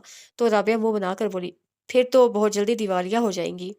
जी नहीं, किसी की मदद करने से इंसान दिवालिया नहीं होता, बल्कि अल्लाह उसे और नवाजता है, उसने कहा। तो राबिया कंधे उचकाकर बोली, बहरहाल खातून है ग्रेसफुल, और मेरी तारीफ भी कर रही थी। क्या कह रही थी भला? ब्यूटीफुल, उसने कहा। तो राबिया गर्दन अकड़ा कर बोली, वो तो मैं हूँ। ये बताओ, उनका कोई खूबसूरत सा बेटा भी है? राबिया, वो बमुश्किल खुद पर काबू पाकर बोली, ये हॉस्पिटल है और इस कमरे में हमारे अब्बू जिस हाल में पड़े हैं वो तुम अच्छी तरह जानती हो। हाँ, और मैं ये भी जानती हूँ कि अल्लाह के फजल से अब उन्हें कोई खतरा नहीं है, इसलिए मैं तुम्हारा दिल बहलाने की कोशिश कर रही थी और तुम। राबिया बात अधूरी छोड़कर कमरे में चली गई। मेरा दिल बहला रही थी। उससे सर झटका पर राबिया के पीछे जाने लगी थी कि उस्मान को आते देखकर वहीं रुक गई। अस्सलाम वालेकुम, अब्बू कैसे हैं? उस्मान ने करीब आते ही सलाम के साथ पूछा। बेहतर है, तुम राबिया के साथ आए हो? उसने जवाब के साथ सवाल उठाया। जी, मैं स्टॉप पर फल लेने रुक गया था। उस्मान ने शॉपर उसकी तरफ बढ़ाते हुए कहा। अच्छा चलो, अब्बू से मिल लो, लेकिन ज्यादा बातें नहीं करना, उसने कहा। तो उस्मान रूम में जाते जाते पलट कर पूछने लगा, आप ही भैया और भाभी नहीं आए? नहीं, अभी वो यहाँ से गुजरे थे। जब मैं फल ले रहा था तो वो कहीं और जा रहे होंगे। वो उसकी बात पूरी होने से पहले बोल पड़ी, अब्बू के पास क्यों नहीं आए? इसलिए कि वो बेगैरत थे। उस्मान ने अफसोस से कहा, और अफसोस तो उसे भी हो रहा था, लेकिन उस्मान को बहलाते हुए बोली, आ जाएंगे। हो सकता है किसी जरूरी काम से गए हों और वापसी में इधर से होते हुए जाएं। चलो तुम अंदर चलो, उसने उस्मान को अंदर धकेल दिया। फिर जब तक राबिया और उस्मान रहे, उसका ध्यान बटा रहा और उनके जाते ही वो फिर से मुतजाद सोचों और उलझनों में घिर गई थी। ज्यादा फिक्र उसे बेगम आफंदी की तरफ से थी, जो आज उसे मजीद 1 लाख दे गई थी। और बेशक वो उससे ज्यादा भी दे सकती थी, लेकिन उसके बदले में वो उससे क्या चाहती थी, ये सवालिया निशान मुसलसल से परेशान कर रहा था। कितनी बार उसे सर झटक कर सोचा कि जो होगा देखा जाएगा, लेकिन चंद लम्हों बाद ही फिर उसका ज़हन वहीं अटक जाता। इस वक़्त अब्बू को सूप पिलाते हुए उसका ज़हन इस उलझन में था, जब ही दरवाज़ा खुलने की आवाज़ पर वो मुतवज्जे नहीं हुई। अस्सलाम वालेकुम। इज़ाम की आवाज़ पर वो चौंकी थी और उन्हें देखकर ज़रा-सा सर हिला दिया। कैसी तबीयत है फूफा जान? इज़ाम ने अब्बू के करीब बैठकर उनका हाथ थाम लिया। अल्लाह का शुक्र है, कल से बहुत बेहतर है। अब्बू के बजाय उसने जवाब दिया। तो इज़ाम उससे पूछने लगे, कैसे हुआ ये सब? बस होने वाली बात थी, हो गई। मैं आज ही इस्लामाबाद से लौटा हूँ। एयरपोर्ट से सीधा ऑफिस चला गया था। अभी घर गया तो अम्मी ने बताया। मामी जी आई थी अम्मी के साथ, उसने बताया, और अब्बू के इस इशारे पर सूप का प्याला टेबल पर रखकर तौलिए से उनका मुंह साफ किया, फिर दूसरे बेड पर आ बैठी। कोई तशवीश की बात तो नहीं है? इज़ाम ने चेहरा उसकी तरफ करके धीमी आवाज में पूछा। नहीं, बस ये है कि जख्म भरने में कुछ वक्त लगेगा। वो अब्बू को देखते हुए बोली, मेरा ख्याल है अब्बू लाइट से बेचैन हो रहे हैं। अब्बू लाइट ऑफ कर दूं? अब्बू ने हूँ की आवाज निकाल कर आंखें बंद कर ली। तो इज़ाम उठ खड़े हुए। आ बाहर चले इज़ाम भाई, मैं आ रही हूँ, उसने अब्बू का कंबल ठीक करते हुए कहा। फिर लाइट ऑफ करके कमरे से निकल आई। यहाँ रात में तुम रुकती हो? इज़ाम ने पूछा। जी, 4 दिन से मैं ही हूँ यहाँ। और ऑफिस? छुट्टी ली हुई है। कितने दिन की? दिनों का हिसाब नहीं रखा। वैसे कल से राबिया यहाँ आ जाएगी, फिर मैं ऑफिस जाने लगूंगी, उससे कहा। तो इज़ाम फौरन बोले, मैं यही कहने वाला था कि राबिया यहाँ रुके और तुम ऑफिस जाओ, क्योंकि प्राइवेट जॉब है, ज्यादा दिन की छुट्टी से कहीं। उन्होंने बात अधूरी छोड़ दी। तो उसका दिल चाहा कहे कि उसकी जॉब नहीं छूटेगी, वो अगर छोड़ना चाहे तब भी नहीं, लेकिन उसने खुद को रोक लिया। तो कदरे रुक कर इज़ाम पूछने लगे, पैसों वगैरह की ज़रूरत? नहीं इज़ाम भाई, उसे फ़ौरन मना किया। फिर भी ये रख लो, इज़ाम जेब से वॉलेट निकालते हुए बोले। प्लीज़ इज़ाम भाई, अब मुझे अगर ज़रूरत पड़ी तो मैं बिला झिझक आपसे कह दूँगी, बस आप दुआ करें, अब वो जल्दी ठीक हो जाए, उसने आजिज़ी से कहा। तो इज़ाम आहिस्ता से उसका सर थपक कर बोले, इंशाल्लाह जल्दी ठीक हो जाएँगे, तुम अपना ख्याल रखो। 4 दिन में क्या हाल हो गया है तुम्हारा, बरसों की मरीज़ लगने लगी हो। मैं क्या करूँ, मुझे वो जाने क्या कहने जा रही थी, एकदम खामोश हो गई। क्या हो गया है तुम्हें, मुझे बताओ, किस बात से परेशान हो? इज़ाम ने नरमी से पूछा। कुछ नहीं, मैं बस अब्बू की तरफ से फ़िक्रमंद हूँ, उससे संभल कर बात बनाई। फ़िक्र की कोई बात नहीं है, अल्लाह का शुक्र है, उनका ऑपरेशन कामयाब हुआ है और देखना चंद दिनों में वो बिल्कुल ठीक हो जाएँगे। उसके अलावा कोई और परेशानी की बात है तो बताओ? उन्होंने तसल्ली देकर पूछा। तो वो जो हमेशा उनके सामने बिखर जाती थी, अभी भी उसका यही दिल चाह रहा था कि उनके हाथों में चेहरा छुपाकर बहुत रोए, लेकिन जाने क्या बात माने थी कि वो बहुत ज़ब्त से बोली, ले नहीं तो اور نہیں اور تو کوئی بات نہیں ہے، پھر شاید تم اس ماحول سے گھبرا گئی ہو، چلو میں تمہیں گھر چھوڑاؤں۔ انہوں نے کہا تو وہ نفے میں سر ہلاتے ہوئے بولی، ابھی نہیں، کل چلی جاؤں گی، کل میں پہلے تمہارے گھر جاؤں گا۔ انہوں نے کہا تو وہ افسردگی سے مسکرائی، اس کا مطلب ہے آپ کو میری بات کا یقین نہیں ہے، تمہاری حماقتوں کی وجہ سے۔ وہ ہونٹ بھیج کر دوسری طرف دیکھنے لگے، ناراض متوں میں مذاق کر رہا تھا، چلو کمرے میں جاؤ، میں بھی چلتا ہوں، آپ جائیں میں چلی جاؤں گی۔ اسے کہا تو وہ خدا حافظ کہہ کر تیز قدموں سے چلتے ہوئے لفٹ میں بند ہو گئے تو وہ بوجھل قدموں سے اپنے روم میں آ گئی۔ وہ ابھی ابو کے پاس سے نہیں آنا چاہتی تھی اور نہ ہی اس کا آفس جانے کو دل چاہ رہا تھا، کوئی مجبوری بھی نہیں تھی کیونکہ بیگم آفندی خود اسے کہہ چکی تھی کہ جب تک ابو ٹھیک نہیں ہو جاتے اسے آفس آنے کی ضرورت نہیں ہے، لیکن اس کے ساتھ جو انہوں نے اسے سوالیہ نشان دیا تھا اس سے وہ کسی کام کی نہیں رہی تھی۔ بوجھل دل اور الجھے ہوئے ذہن کے ساتھ وہ بھلا کیا کر سکتی تھی؟ نیندیں بھی اچاٹ ہو گئی تھی جب یہ اسے سوچا کہ پہلے بیگم آفندی سے ان کی شرط معلوم کرے، ورنہ اپنے طور پر سوچ سوچ کر تو وہ پاگل ہو جائے گی، اور صرف اسی مقصد سے وہ آفس آئی تھی۔ کیسے ہیں تمہارے ابو؟ نادرا نے اسے دیکھتے ہی پوچھا تھا۔ ٹھیک ہے، میڈم آ گئی؟ اس کے ذہن پر بیگم آفندی سوار تھی۔ نہیں، کیوں، تمہیں مزید چھٹی لینی ہے؟ نادرا یہی سمجھی تھی۔ نہیں، اس نے کہا، تبھی سامنے سے بیگم آفندی کو آتے دیکھ کر وہ اپنی جگہ سے کھڑی ہو گئی اور قریب آنے پر انہیں سلام بھی کیا، لیکن وہ اسے یکسر نظر انداز کرتے ہوئے اپنے کمرے میں چلی گئی تو اس کا دل مزید وسوسوں میں گھر گیا۔ کچھ ہرٹ بھی ہوئی تھی جب ہی نادرا سے نظریں چرا کر بیٹھتے ہی کمپیوٹر آن کیا تو پیپر پر ابھی بھی وہی نظم تحریر تھی۔ مجھے خبر تھی کہ بعد صبا کے جھونکے کو میں اپنی سانسوں میں کچھ دیر روک سکتا ہوں۔ اس نے کمپیوٹر آف کر دیا اور کچھ دیر گلاس وال سے ادھر شہریار آفندی کے خالی کمرے کو دیکھتی رہی، پھر اٹھ کر بیگم آفندی کے کمرے کی طرف آ گئی۔ میں آئی کم ان؟ اس نے خود کو روکنے کی کوشش میں ناکام ہو کر دروازہ کھولا تھا اور اتفاق سے بیگم آفندی ادھر ہی متوجہ تھی جب یہ اس بات میں سر ہلا دیا۔ سوری میڈم، میں آپ کو ڈسٹرب کر رہی ہوں، لیکن اس سے زیادہ میں خود ڈسٹرب ہوں، اس نے اندر داخل ہوتے ہی کہا۔ خیریت، کیا ہوا ہے؟ تمہارے فادر تو ٹھیک ہے؟ بیگم آفندی نے بہت انجان بن کر پوچھا۔ جی وہ ٹھیک ہے۔ پھر کیا مسئلہ ہے؟ بیٹھ جاؤ، آرام سے بیٹھ کر بتاؤ، انہوں نے کہا تو وہ عاجزی سے بولی۔ میں آرام سے نہیں بیٹھ سکتی میڈم جب تک آپ کی شرط نہ جان لوں۔ ارے تم نے غالباً اسے خود پر سوار کر لیا ہے، بے وقوف لڑکی، تم نے خود ہی تو کہا تھا کہ تم اپنے فادر کے لیے جان دے سکتی ہو، اور میں اس سے بڑھ کر تم سے کیا چاہوں گی؟ بتاؤ، اس سے بڑھ کر تمہارے پاس کچھ ہے؟ بیگم آفندی نے ہلکے پھلکے انداز میں کہا تو وہ خاموشی سے دیکھتی رہ گئی۔ دیکھو یہ آفس ہے، یہاں میں تم سے کوئی بات نہیں کر سکتی، اور یہ بھی سن لو کہ ہمارے درمیان جو بھی بات طے ہو اس کی خبر تمہارے فرشتوں کو بھی نہیں ہونی چاہیے، انڈرسٹینڈ؟ بیگم آفندی ایک دم سنجیدہ ہو گئی تھی۔ جی، کسی کو بتایا تو نہیں کہ میں نے تمہیں ایڈوانس میں اتنی رقم دی ہے؟ میرے گھر والے جانتے ہیں، اسے کہا تو وہ جھنجھلا کر بولی۔ میں گھر کی نہیں آفس کی بات کر رہی ہوں۔ جی یہاں میں نے کسی سے ذکر نہیں کیا، وہ خائف ہو کر بولی، اور نہ ہی کرنا۔ جی اب جاؤ اپنا کام کرو، بلکہ میں نے تم سے کہا تھا کہ فادر کے ٹھیک ہونے کے بعد آنا، پھر آج تم کیوں آ گئی؟ بیگم آفندی نے ناگواری سے ٹوکا۔ آپ کی شرط جاننے، کیونکہ میں خود سے قیاس کر کر کے تھک گئی ہوں، اور اگر ابھی بھی آپ نے نہیں بتائے تو میں نہیں جانتی کہ میں خود اپنے ساتھ کیا کر ڈالوں گی۔ اتنی ڈپریس میں کبھی نہیں ہوئی، ایک ایک پل عذاب ہے۔ پلیز میڈم، اگر آپ کو میری جان لینی ہے تو ابھی شوٹ کر دیں مجھے۔ وہ عاجزی سے بولتی ہوئی رو پڑی۔ اوکے اوکے، رو مت، بیگم آفندی نے جیسے ضد ہو کر ٹوکا، پھر انٹرکام پر طاہر صاحب کو آنے کا کہہ کر اس سے بولی، فوراً ریلیکس ہو جاؤ۔ وہ اپنی آنکھیں رگڑ کر سیدھی کھڑی ہو گئی۔ کچھ دیر بعد طاہر صاحب آئے تو بیگم آفندی ان سے بولی، طاہر صاحب، میری آج کچھ فورنرز کے ساتھ میٹنگ ہے، میں مس فائقہ کو بھی اپنے ساتھ لے جا رہی ہوں، آپ یہ ڈرافٹس بھجوا دیجیے گا، باقی کام میں کل دیکھ لوں گی۔ جی بہتر۔ طاہر صاحب نے ان سے ڈرافٹس لے لیے تو وہ اٹھ کھڑی ہوئی۔ فائقہ، اپنا بیگ وغیرہ لے کر میرے ساتھ چلو۔ وہ فوراً کمرے سے نکلی اور اپنی جگہ سے بیگ اٹھاتے ہوئے نادرا سے بولی، سنو میں پھر چھٹی پر جا رہی ہوں۔ کتنے دن کی؟ نادرا نے پوچھا۔ کچھ کہہ نہیں سکتی، وہ جلدی سے کہہ کر باہر نکل آئی تھی۔ کچھ دیر بعد بیگم آفندی آئی تو وہ ان کے ساتھ ان کی گاڑی میں بیٹھ گئی اور ان کے بولنے کا انتظار کرنے لگی۔ تم خواہ پریشان ہو رہی ہو، بیگم آفندی ڈرائیو کرتی ہوئی بہت سرسری انداز میں بولنے لگی۔ میں نے کوئی کڑی شرط نہیں رکھی، پھر تمہیں اختیار ہے، مانو نہ مانو، میں تمہیں فورس نہیں کروں گی، چاہو تو ریجیکٹ کر دینا۔ وہ خاموش رہی۔ ویسے ان 4 دنوں میں تم نے کیا کیا قیاس کیا؟ بیگم آفندی کا انداز ہنوز عام سا تھا، یعنی کوئی تجسس نہیں تھا۔ جب ہی اس نے کوئی جواب نہیں دیا تو قدرے رک کر وہ اس پر ایک نظر ڈال کر کہنے لگی، بچے روٹھے ہوئے اچھے لگتے ہیں، اور مجھے روٹھے ہوئے بچوں کو منانے میں بہت مزہ آتا ہے۔ پہلے ذرا سا منہ بسورتے ہیں، پھر کھلکھلا کر ہنس دیتے ہیں۔ شاعری بھی کبھی کبھی یوں ہی تمہاری طرح ناک پھلا کر بیٹھ جاتا ہے۔ تب پتہ ہے میں اسے کیا کہتی ہوں؟ وہ بالکل غیر ارادی طور پر گردن موڑ کر انہیں دیکھنے لگی تھی۔ بیلون، बेगम आफंदी कहकर खुद ही हंसी। उसने पहले उन पर से नजरें हटाई, फिर गैर महसूस तरीके से रुख मोड़कर शीशे से बाहर देखने लगी। बेगम आफंदी ने अपने बंगले के अंदर ले जाकर गाड़ी रोकी और अपनी तरफ का दरवाजा खोलकर बोली, चलो भाई, घर आ गया। वो खामोशी से उतरकर उनसे एक कदम पीछे चलने लगी थी। बैठो, मैं अभी आती हूँ। बेगम आफंदी उसे लाउंज में बैठने का कहकर खुद अपने कमरे में चली गई। या अल्लाह, पता नहीं ये औरत मेरे जब्त का इम्तिहान ले रही है। वो सोचती हुई सोफे में धुस गई। उसके पास इंतजार के सिवा कोई चारा नहीं था।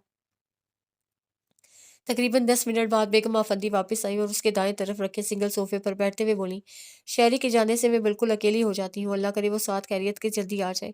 कुछ बताया भी नहीं उसने, पता नहीं कब आएगा। वो उनकी बात के जवाब में क्या कहती, खामोशी से सर झुकाए बैठी रही। हाँ तो तुम शर्त जानना चाहती हो? बेगम आफंदी ने उसे मुतवज्जे करने की खातिर कहा और वो फौरन सर ऊंचा करके उन्हें देखने लगी तो वो जरा सा मुस्कुराकर बोली, सब्र नहीं है तुम में। बहरहाल मैंने तुमसे कहा था कि शर्त बताने में वक्त लगेगा और इस वक्त तुम्हारे पास वक्त नहीं था। अभी भी तुम्हें जल्दी तो नहीं है ना? जी नहीं, वो फ़ौरन बोली। हाँ, यूँ तो मैं एक ही जुमले में बात कह सकती हूँ, लेकिन तुम समझोगी नहीं और समझाने के लिए ही मैं तुम्हें शुरू से बताना चाहती हूँ। उन्होंने कहा, फिर कितनी देर खामोश रहने के बाद गोया हुई थी। शहरयार मेरा एक ही बेटा है। वो जब 8 या 9 शायद 9 साल का था, तब उसके फादर की डेथ हो गई थी और उनके बाद बहुत सी मुश्किलात का सामना करने को मैं तनहा रह गई। इतना बड़ा बिज़नेस और मैं अकेली औरत। उस वक़्त दोस्त दोस्त भी दुश्मन हो गए थे, लेकिन मेरी हिम्मत नहीं हारी और बस यही सोचती रही कि कुछ सालों की बात है, शहरयार बड़ा हो जाएगा तो सब ठीक हो जाएगा और बिज़नेस में तो वाक़ई सब ठीक हो गया, लेकिन मेरे अपने घर का चिराग बुझने लगा। 22 साल का था शहरी जब एक रोज़ डॉक्टर ने मुझ पर ये रूह फ़रसा इंकशाफ़ किया कि शहरी को ब्लड कैंसर है। बेगम आफ़ंदी ने अपने होंठ और आँखें यूँ भींची जैसे उन पर ये इंकशाफ़ अभी-अभी हुआ हो। जबकि वो जो अदम दिलचस्पी से सुन रही थी, मुतवज्जे होने के साथ ही अपनी जगह सुन्न हो गई थी। गुज़श्ता 4 सालों से किस तरह जी रही हूँ, ये मैं ही जानती हूँ। डॉक्टर ने उसकी ज़िंदगी की तरफ से बिल्कुल मायूसी का इज़हार कर दिया है। बहुत कम वक़्त का मेहमान है वो, 4-6 महीने। बेगम आफ़ंदी ने अपने होठों पर हाथ रख दिया। या अल्लाह! उसका दिल दुःख से भर गया। मैं तो समझती थी दुःख फ़क़त हम गरीबों के हिस्से में आते हैं, लेकिन सब कुछ है मेरे पास। बेगम आफ़ंदी फिर गोया हुईं, लेकिन किसी काम का नहीं, क्योंकि मैं अपनी सारी दौलत देकर भी अपने बेटे की ज़िंदगी नहीं खरीद सकती, लेकिन उसकी थोड़ी-सी ज़िंदगी में खुशियाँ ज़रूर लाना चाहती हूँ। मेरी ख़्वाहिश थी कि वो शादी कर ले, लेकिन वो मानता ही नहीं था।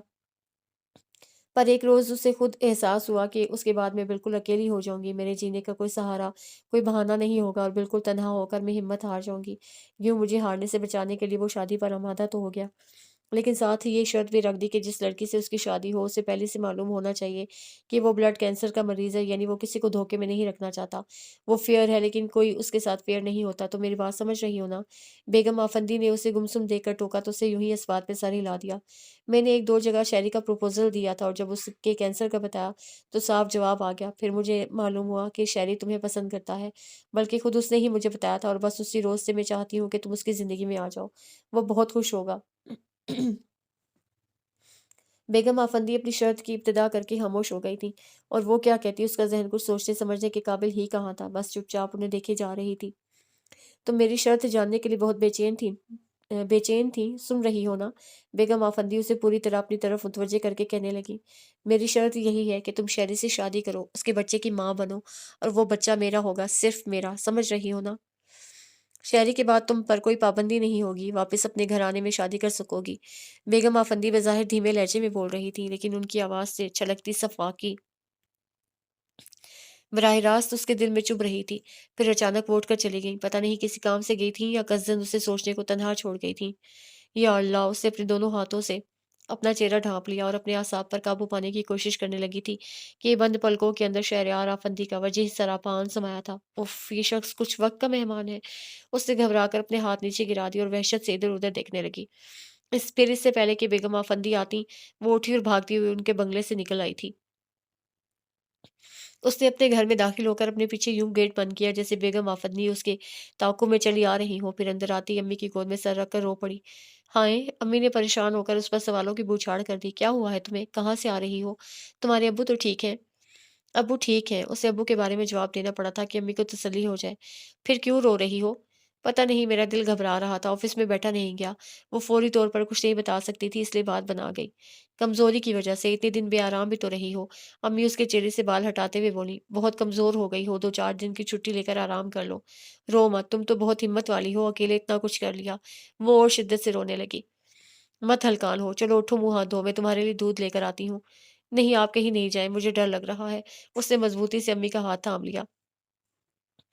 डर क्यों लग रहा है? अम्मी ने तशवीश से उसे देखा, तभी सोनी आ गई और वो तो ऐसे ही बहुत छोटे दिल की थी। क्या हुआ अम्मी? आप ही को क्या हुआ? क्यों रो रही हैं? कुछ नहीं, थक गई है, जाओ ग्लूकोज़ बना लाओ इसके लिए, अम्मी ने सोनी को तसल्ली देकर कहा।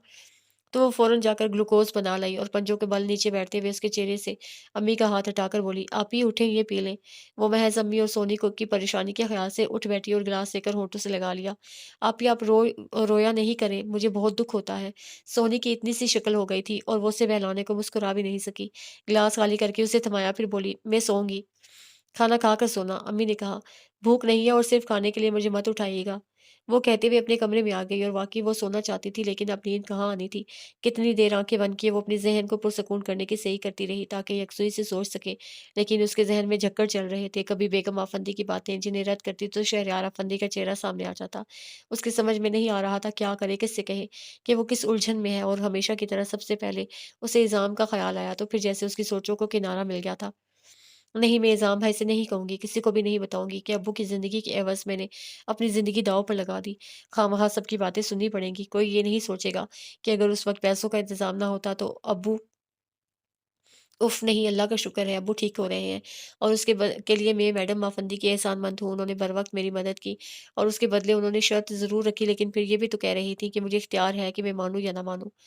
और मैं क्या करूँ? उसका ज़हन अब असल सवाल पर आकर अटक गया था, जबकि दिल किसी एक बात पर नहीं ठहरा था, कभी हाँ, कभी ना। कुछ देर वो इसी हाँ-ना में उलझती रही, फिर बेगम आफंदी को सोचने लगी तो उसे वो दुनिया की मज़लूम तरीन औरत लगी जिसका खूबरू जवान बेटा उसके सामने ज़िंदगी हार रहा था और वो कुछ नहीं कर सकती। उसका दिल इस औरत के दुःख पर कुढ़ने लगा और फिर यूँ ही कुढ़ते-कुढ़ते वो नींद की आगोश में जा सोई थी। शाम उतर रही थी जब अम्मी उसे उठाने आई तो वो बुखार में तप रही थी। लो, एक अच्छा होता नहीं, दूसरा पड़ जाता है। अम्मी उसकी पेशानी पर हाथ रखते ही बुड़बुड़ाईं। फिर फ़ौरन उस्मान को पुकार कर उसे डॉक्टर के पास ले जाने को कहा, तो वो उसे देखते हुए बोला, ऐसी बेहोशी की हालत में कैसे ले जाऊँ? फिर डॉक्टर को ले आओ, अम्मी ने तेज़ लहजे में कहा। नाराज़ क्यों होती हैं, ले आता हूँ। उस्मान ने बुरा मान कर कहा तो अम्मी नरम नरम पड़ गईं। अरे बेटा, परेशानियों ने चिड़चिड़ा कर दिया है, क्या करूँ? जाओ तुम जल्दी से डॉक्टर को ले आओ।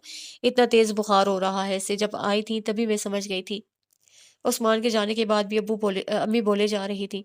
5 दिन अस्पताल में बेआराम रही, फिर आते ही दफ्तर चली गई। इंसान है, मशीन तो नहीं, बीमार तो होना ही था। तभी इज़ाम आ गए। अस्सलाम वालेकुम फूफो। वालेकुम अस्सलाम। अम्मी को इस वक्त उनकी आमद ने बड़ा हौसला दिया। अच्छा हुआ बेटा तुम आ गए। खैरियत, इसे क्या हुआ है? इज़ाम ने उसकी तरफ इशारा करते हुए पूछा। बुखार हो गया है। डॉक्टर को दिखाया? गया है उस्मान डॉक्टर को लेने, देखो तो कैसे बेसुध पड़ी है, अम्मी ने तशवीश से कहा। तो इज़ाम ने आगे आकर उसकी पेशानी पर हाथ रखा, फिर अम्मी को देख कर रह गए, बोले कुछ नहीं। बुखार तेज है ना? अम्मी ने कहा। जी, अच्छा हुआ आपने डॉक्टर को बुला लिया, उन्होंने कहा। तभी उस्मान आ गया। अम्मी आप उधर चली जाएं, डॉक्टर साहब आ रहे हैं। अस्सलाम वालेकुम इज़ाम भाई। वालेकुम अस्सलाम, ले आओ डॉक्टर साहब को। इज़ाम ने अम्मी को जाने का इशारा करते हुए कहा तो अम्मी दूसरे कमरे में चली गई। उस्मान डॉक्टर के साथ अंदर आ गया था। चेकअप के बाद डॉक्टर ने उसे इंजेक्शन लगाया, फिर मेडिसिन लिखकर पर्चा इज़ाम को थमाते हुए बोली, डिप्रेशन है। ज़्यादा तशवीश की बात तो नहीं? इज़ाम उसके डिप्रेशन से खुद मतहोश हो गए थे। अगर आधे घंटे में होश आ गया तो ठीक, वरना फिर किसी अच्छे हॉस्पिटल ले जाइएगा और ये मेडिसिन फ़ौरन मंगवा लीजिए। जी बेहतर। इज़ाम ने पर्चा उस्मान को थमाकर डॉक्टर के साथ जाने का इशारा किया, फिर टाइम देखते हुए चेयर पर बैठ गए और उसका डिप्रेशन सोचते हुए गाहे-बगाहे उस पर भी नज़र डाल रहे थे कि मान वो ज़रा-सा किसमिस आई, फिर जाने क्या बुड़बुड़ाने लगी थी। इज़ाम ने चेयर बेड के करीब खींचकर उसकी पेशानी पर हाथ रखा तो उसके होंठों से सिसकियों की आवाज़ निकलने लगी और फिर उन्हीं सिसकियों के दरमियान वो बुड़बुड़ाई थी, कोई बचा ले, कोई बचा ले उसे, कोई बचा ले उसे। फ़ाइका, इज़ाम ने धीरे से पुकारा तो उसके हिलते होंठ एक दूसरे में मदगम हो गए और चेहरे का तनाव धीरे-धीरे कम होने लगा। फ़ाइका, इज़ाम ने दोबारा पुकार कर उसका सर भी हिलाया, लेकिन अब वो जैसे पुरसकून नींद सो गई थी। अम्मी इज़ाम के लिए चाय लेकर आ गईं, फिर फ़ाइका के करीब बैठकर पूछने लगीं, क्या कह रहा था डॉक्टर? कोई तशवीश की बात नहीं, आधे घंटे में बुखार उतरा नहीं तो कम ज़रूर हो जाएगा। वैसे इसे अचानक हुआ क्या? इज़ाम ने अम्मी को इत्मीनान दिलाकर पूछा। अचानक कहाँ? इतने दिन अस्पताल में बाप के साथ लगी रही, फिर आज दफ्तर चली गई, बुखार तो होना ही था। अम्मी ने कहा तो इज़ाम कदरे रुक कर पूछने लगे, कोई मसला या कोई झगड़ा तो नहीं हुआ जिससे ये परेशान हो? नहीं, घर में तो ऐसी कोई बात नहीं हुई, क्यों? यूं ही पूछ रहा था। इज़ाम टाल टाल कर चाय पीने में लग गए। डॉक्टर ने खाने में क्या बताया है? जल्दी से बना दूं? صبح سے بھوکی ہے۔ امی کو ایک دم اس کے کھانے کا خیال آ گیا۔ دلیا بنا دیجیے، اور ہاں پھپھو، ابو نے یہ کچھ پیسے بھجوائے ہیں۔ اذام چائے کا کپ رکھ کر جیب میں ہاتھ ڈالنے لگے تھے کہ امی نے روک دیا۔ پیسوں کی ضرورت نہیں ہے بیٹا، اللہ اس کی میڈم کو خوش رکھے، انہوں نے اتنا دے دیا ہے کہ کوئی خرچہ رکا نہیں۔ اس کی میڈم نے؟ اذام نے کچھ نہ سمجھنے والے انداز میں دیکھا۔ اس کے دفتر میں میڈم ہے نا، اس نے جس روز تمہارے پھپھا کا ایکسیڈنٹ ہوا تھا اسی روز ان سے ایڈوانس لیے تھے، اس کے بعد وہ اسپتال آئی تھی تو وہاں بھی دے گئی تھی۔ بہت اچھی نیک خاتون ہے، اللہ انہیں اجر دے۔ امی تفصیل بتا کر میڈم افندی کو دعائیں دینے لگی۔ اذام کی نظریں اس پر جا ٹھہری، جس کے چہرے پر اب بلا کا سکون تھا، یوں جیسے کشتی جام اجدہار سے نکل کر کنارے پر آن لگی ہو۔ امی دلیا بنانے چلی گئی تھی۔ اذام کی نظریں اس پر سے ہٹ نہیں رہی تھی، جانے کیوں وہ انہیں خود سے دور ہوتی لگ رہی تھی۔ ان کی سمجھ میں نہیں آ رہا تھا کہ اسے کیا ہو گیا ہے، اچانک ان سے کھچی کھچی سی کیوں رہنے لگی ہے۔ کہاں تو اپنی ہر بات ان سے کہے بغیر اسے چین نہیں آتا تھا، اور اب ان کے پوچھنے پر بھی کچھ نہیں کہتی تھی۔ جانے کس بات کی ٹینشن ہے اسے، پھپھا جان تو اللہ کے فضل سے ٹھیک ہو رہے ہیں، پیسوں کی ضرورت بھی نہیں ہے۔ پھر وہ سوچ رہے تھے کہ اس کے قسم آنے، اور پھر آنکھیں کھولنے پر ان کا دھیان بٹ گیا کہ گو کہ بولے کچھ نہیں، نہ اسے پکار کر متوجہ کیا بلکہ اس کے خود سے متوجہ ہونے کا انتظار کرنے لگے۔ وہ کچھ دیر چھت کو گھورتی رہی، پھر بہت ہلکی آواز میں امی کو پکارتے ہوئے گردن موڑی اور اذام کو دیکھ کر یوں ہی پوچھ لیا، آپ کب آئے؟ اب کیسی طبیعت ہے تمہاری؟ اذام اس کے متوجہ ہونے کے منتظر تھے، اس کا سوال نظر انداز کر کے فوراً پوچھا، ٹھیک ہوں، امی کہاں ہیں؟ اس نے اٹھنے کی کوشش کرتے ہوئے پوچھا۔ پھپھو آ رہی ہیں، تم لیٹو آرام سے۔ اذام اسے اٹھنے سے روک کر کہنے لگے، انسان کو اتنا ہی بوجھ اٹھانا چاہیے جتنی اس میں برداشت کی طاقت ہو، ورنہ کام کے قابل بھی نہیں رہتا۔ وہ قصدن انسنی کر کے پھر اٹھنے لگی، اور اپنے پیچھے تکیہ سیدھا کر کے اس کے ساتھ کمر ٹکا کر بیٹھتی ہوئی خود کلامی کے انداز میں بولی، پتہ نہیں کیا ہو گیا تھا مجھے، شاید تھکن کی وجہ سے۔ تھکن نہیں، ڈپریشن۔ اذام نے جس طرح فوراً کہا، وہ بھی اسی طرح چونک کر انہیں دیکھنے لگی۔ ڈاکٹر یہی کہہ رہا تھا کہ ڈپریشن کے باعث تمہاری یہ حالت ہوئی ہے۔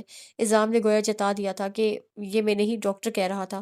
ڈاکٹر تو بس ایسے ہی پاگل ہوتے ہیں، ہے نا؟ اذام کہتے ہوئے اٹھ کھڑے ہوئے، میں نماز پڑھ کر آتا ہوں، تم سونا نہیں۔ پھپھو دلیا لا رہی ہیں، وہ ضرور کھانا۔ وہ کچھ نہیں بولی، اور ان کے جاتے ہی بیڈ کی پشت پر سر رکھ کر آنکھیں بند کر لیں۔ کچھ دیر بعد امی دلیا لے کر آ گئیں، اور اسے بیٹھے دیکھ کر جیسے انہیں اطمینان ہوا، قریب آ کر اس کی پیشانی پر ہاتھ رکھا تو وہ بخار بھی نہ ہونے کے برابر تھا۔ شکر ہے بخار اتر گیا، میں تو ڈر ہی گئی تھی۔ لو یہ دلیا کھا لو۔ آپ کیوں ہلکان ہوتی ہیں؟ سونی کہاں ہے؟ اس نے ان کے ہاتھ سے پیالہ لیتے ہوئے پوچھا۔ وہ بھی عثمان کے ساتھ اسپتال گئی ہے، جانا تو مجھے بھی تھا لیکن میں اب ٹھیک ہوں، آپ چاہیں تو اذام بھائی کے ساتھ چلی جائیں۔ نہیں، اب کل ہی جاؤں گی، تم دلیے کے بعد یہ دوا لے لینا، میں جب تک کچھ پکا لوں۔ امی نے دواؤں کا لفافہ اس کے قریب رکھتے ہوئے کہا، آپ کو کوئی ضرورت نہیں ہے کچن میں جانے کی، سونی آئے گی تو کر لے گی سب۔ ہاں، وہ دیر سے آئے تو ہم بیٹھے رہیں، امی کہتی ہوئی چلی گئی۔ وہ آہستہ آہستہ دلیا کھانے لگی، گو کہ بالکل دل نہیں چاہ رہا تھا، لیکن ایک تو امی کے خیال سے، دوسرے اذام کی ڈانٹ سے بچنے کی خاطر اس نے آدھا پیالہ حلق سے اتار لیا تو خود اسے کچھ توانائی محسوس ہونے لگی تھی۔ پھر وہ لفافے سے تمام میڈیسن نکال کر دیکھ رہی تھی کہ اذام آ گئے۔ کچھ کھایا؟ انہوں نے آتے ہی پوچھا۔ جی، اب یہ بتا دیجیے کون سی ابھی لینی ہے؟ اس نے ٹیبلٹس اور سیرپ ان کے سامنے تک کر دیا، اور ٹیبل سے پانی کا گلاس اٹھا کر جو ٹیبلٹ اذام نے اس کے ہاتھ پر رکھی اس نے حلق سے اتار لی، پھر گلاس رکھ کر پوچھنے لگی، کیا زیادہ طبیعت خراب ہو گئی تھی میری جو ڈاکٹر کو بلانا پڑا؟ تمہیں نہیں پتا؟ اذام نے یوں کہا جیسے کہہ رہے ہو انجان مت بنو۔ نہیں، میں تو اچھی خاصی سوئی تھی۔ خیر چھوڑیں اس بات کو، یہ بتائیں اسما اور مامی جی کیسی ہیں؟ اس نے خود ہی بات بدل دی، ٹھیک ہے، صبح آئیں گی دونوں، انہوں نے کہا تو وہ سوچ کر بولی، لیکن صبح تو میں ہوں گی نہیں۔ کیوں، کہاں جاؤ گی؟ آفس۔ نہیں، ابھی تمہیں کچھ دن آرام کرنا چاہیے، کم سے کم ایک ہفتے کی چھٹی لے لو، انہوں نے کہا تو وہ گہری سانس کھینچ کر بولی، پرائیویٹ جاب میں اتنی چھٹی کہاں ملتی ہے؟ مل جائے گی، تم اپلائی تو کرو، پھوپھو بتا رہی تھی تمہاری میڈم بہت اچھی خاتون ہے۔ کتنی رقم ایڈوانس لی تم نے ان سے؟ اذام نے چھٹی کا مشورہ دیتے ہوئے اچانک وہ سوال پوچھ لیا جس سے وہ کترا رہی تھی، کیونکہ اسے ڈر تھا کہ کہیں یہاں سے بات شروع ہو کر وہاں تک نہ پہنچ جائے جہاں سے اس نے سب کچھ تنہا اپنی ذات پر سہ لینے کا سوچ لیا تھا۔ وہی ہاسپٹل کا جو خرچہ ہے، اسے گول مول جواب دیا، کم تو نہیں ہوگا، 1 لاکھ کا بل تو بن ہی جائے گا، اس نے پرسوچ انداز میں کہا۔ ہاں، بس اتنا ہی، اور ادا کیسے کرو گی؟ ایسے سوال ہر صورت میں اٹھنے تھے۔ ظاہر ہے اپنی تنخواہ میں سے کٹواؤں گی، وہ خاصی جزوز ہو رہی تھی۔ اس میں تو بہت وقت لگے گا، بہت سال۔ نہیں، انشاءاللہ وہ ٹھیک ہو کر پھر سے جاب پر جانے لگیں گے، تب میں اپنی ساری تنخواہ دے کر جلدی فارغ ہو جاؤں گی۔ اس نے قصدن سرسری انداز اختیار کیا جیسے یہ کوئی مسئلہ نہیں ہے۔ اذام کچھ دیر خاموشی سے جانے کیا سوچتے رہے، پھر کہنے لگے، बहरहाल मैं ये तो नहीं कह सकता कि तुमने गलत किया, क्योंकि उस वक़्त तुम अकेली थी और जो तुम्हारी समझ में आया तुमने किया, लेकिन अब तुम अकेली नहीं हो। 1 लाख की रकम अगर कम नहीं तो बहुत ज़्यादा भी नहीं है। हम सब मिलकर जल्दी अदा कर सकते हैं, तुम मुझसे खुद पर तारी करके परेशान मत हो, अपना ख़्याल रखो। 2-3 रोज़ में फूफा जान डिस्चार्ज होकर घर आ जाएँगे, तो उन्हें घर में कोई टेंशन नज़र नहीं आनी चाहिए। मेरी बात समझ रही हो ना? जी। मेरा ख़्याल है तुम्हारे दिल और दिमाग पर यही बोझ था कि तुम रकम अदा कैसे करोगी, है ना? इज़ाम ने जैसे उसके डिप्रेशन का राज़ पा लिया था। जी, वो कदरे मुतमईन हो गई। बेवकूफ़, जब अब तक सब ठीक हो गया है, तो इंशाल्लाह आगे भी सब ठीक ही होगा। बस अल्लाह पर भरोसा रखो, उसके हर काम में मसलहत होती है। और सुनो, नमाज की आदत डालो। सब कुछ नमाज में ही है और नमाज ही में सब कुछ मिलता है, खुदा भी और खुदाई भी। वो बोलते हुए उठकर खड़े हुए और उसके सर पर हाथ रख दिया। मैं चलता हूँ, खाना खा कर जाइएगा इज़ाम भाई, उससे कहा। अभी भूख नहीं है और रुका तो देर हो जाएगी। अच्छा, खुदा हाफिज़। वो उसका सर थपक कर कमरे से निकल गए, तो उसे पेशानी घुटनों पर रख दी, जाने क्यों आंखें नम हो गई थी। कल तक बेगम आफंदी मुतमईन थी, क्योंकि उन्हें यकीन था कि फ़ाइक़ा जिस तरह गई है उसी तरह वापस भी आ जाएगी। लेकिन आज तीसरे दिन भी वो नहीं आई थी, तो उनके यकीन में दरारें पड़ने लगी थी और दिल को धड़का सा लग गया था कि कहीं वो उनकी शर्त मानने से इनकार ना कर दे। उन्हें अपने आप पर गुस्सा आ रहा था कि उन्होंने ये क्यों कह दिया कि उसे इख्तियार है वो माने ना माने, और गो कि अभी भी वो जो चाहे कर सकती थी। उसके दस्तखत शुदा सादा पेपर पर वो अपनी मर्ज़ी से उसकी तकदीर रकम कर सकती थी, लेकिन वो नहीं चाहती थी कि सारा इल्ज़ाम उनके सर आए। इसलिए उन्होंने मानने ना मानने का इख्तियार उसे दिया था। वो चाहती थी फ़ाइक़ा खुद से आए और शहरयार की वापसी से पहले, ताकि वो उसे बाकी सारे मामलात समझा दे, वरना शहरयार की मौजूदगी में मुश्किल हो सकती थी और 4 रोज़ बाद वो आने वाला था।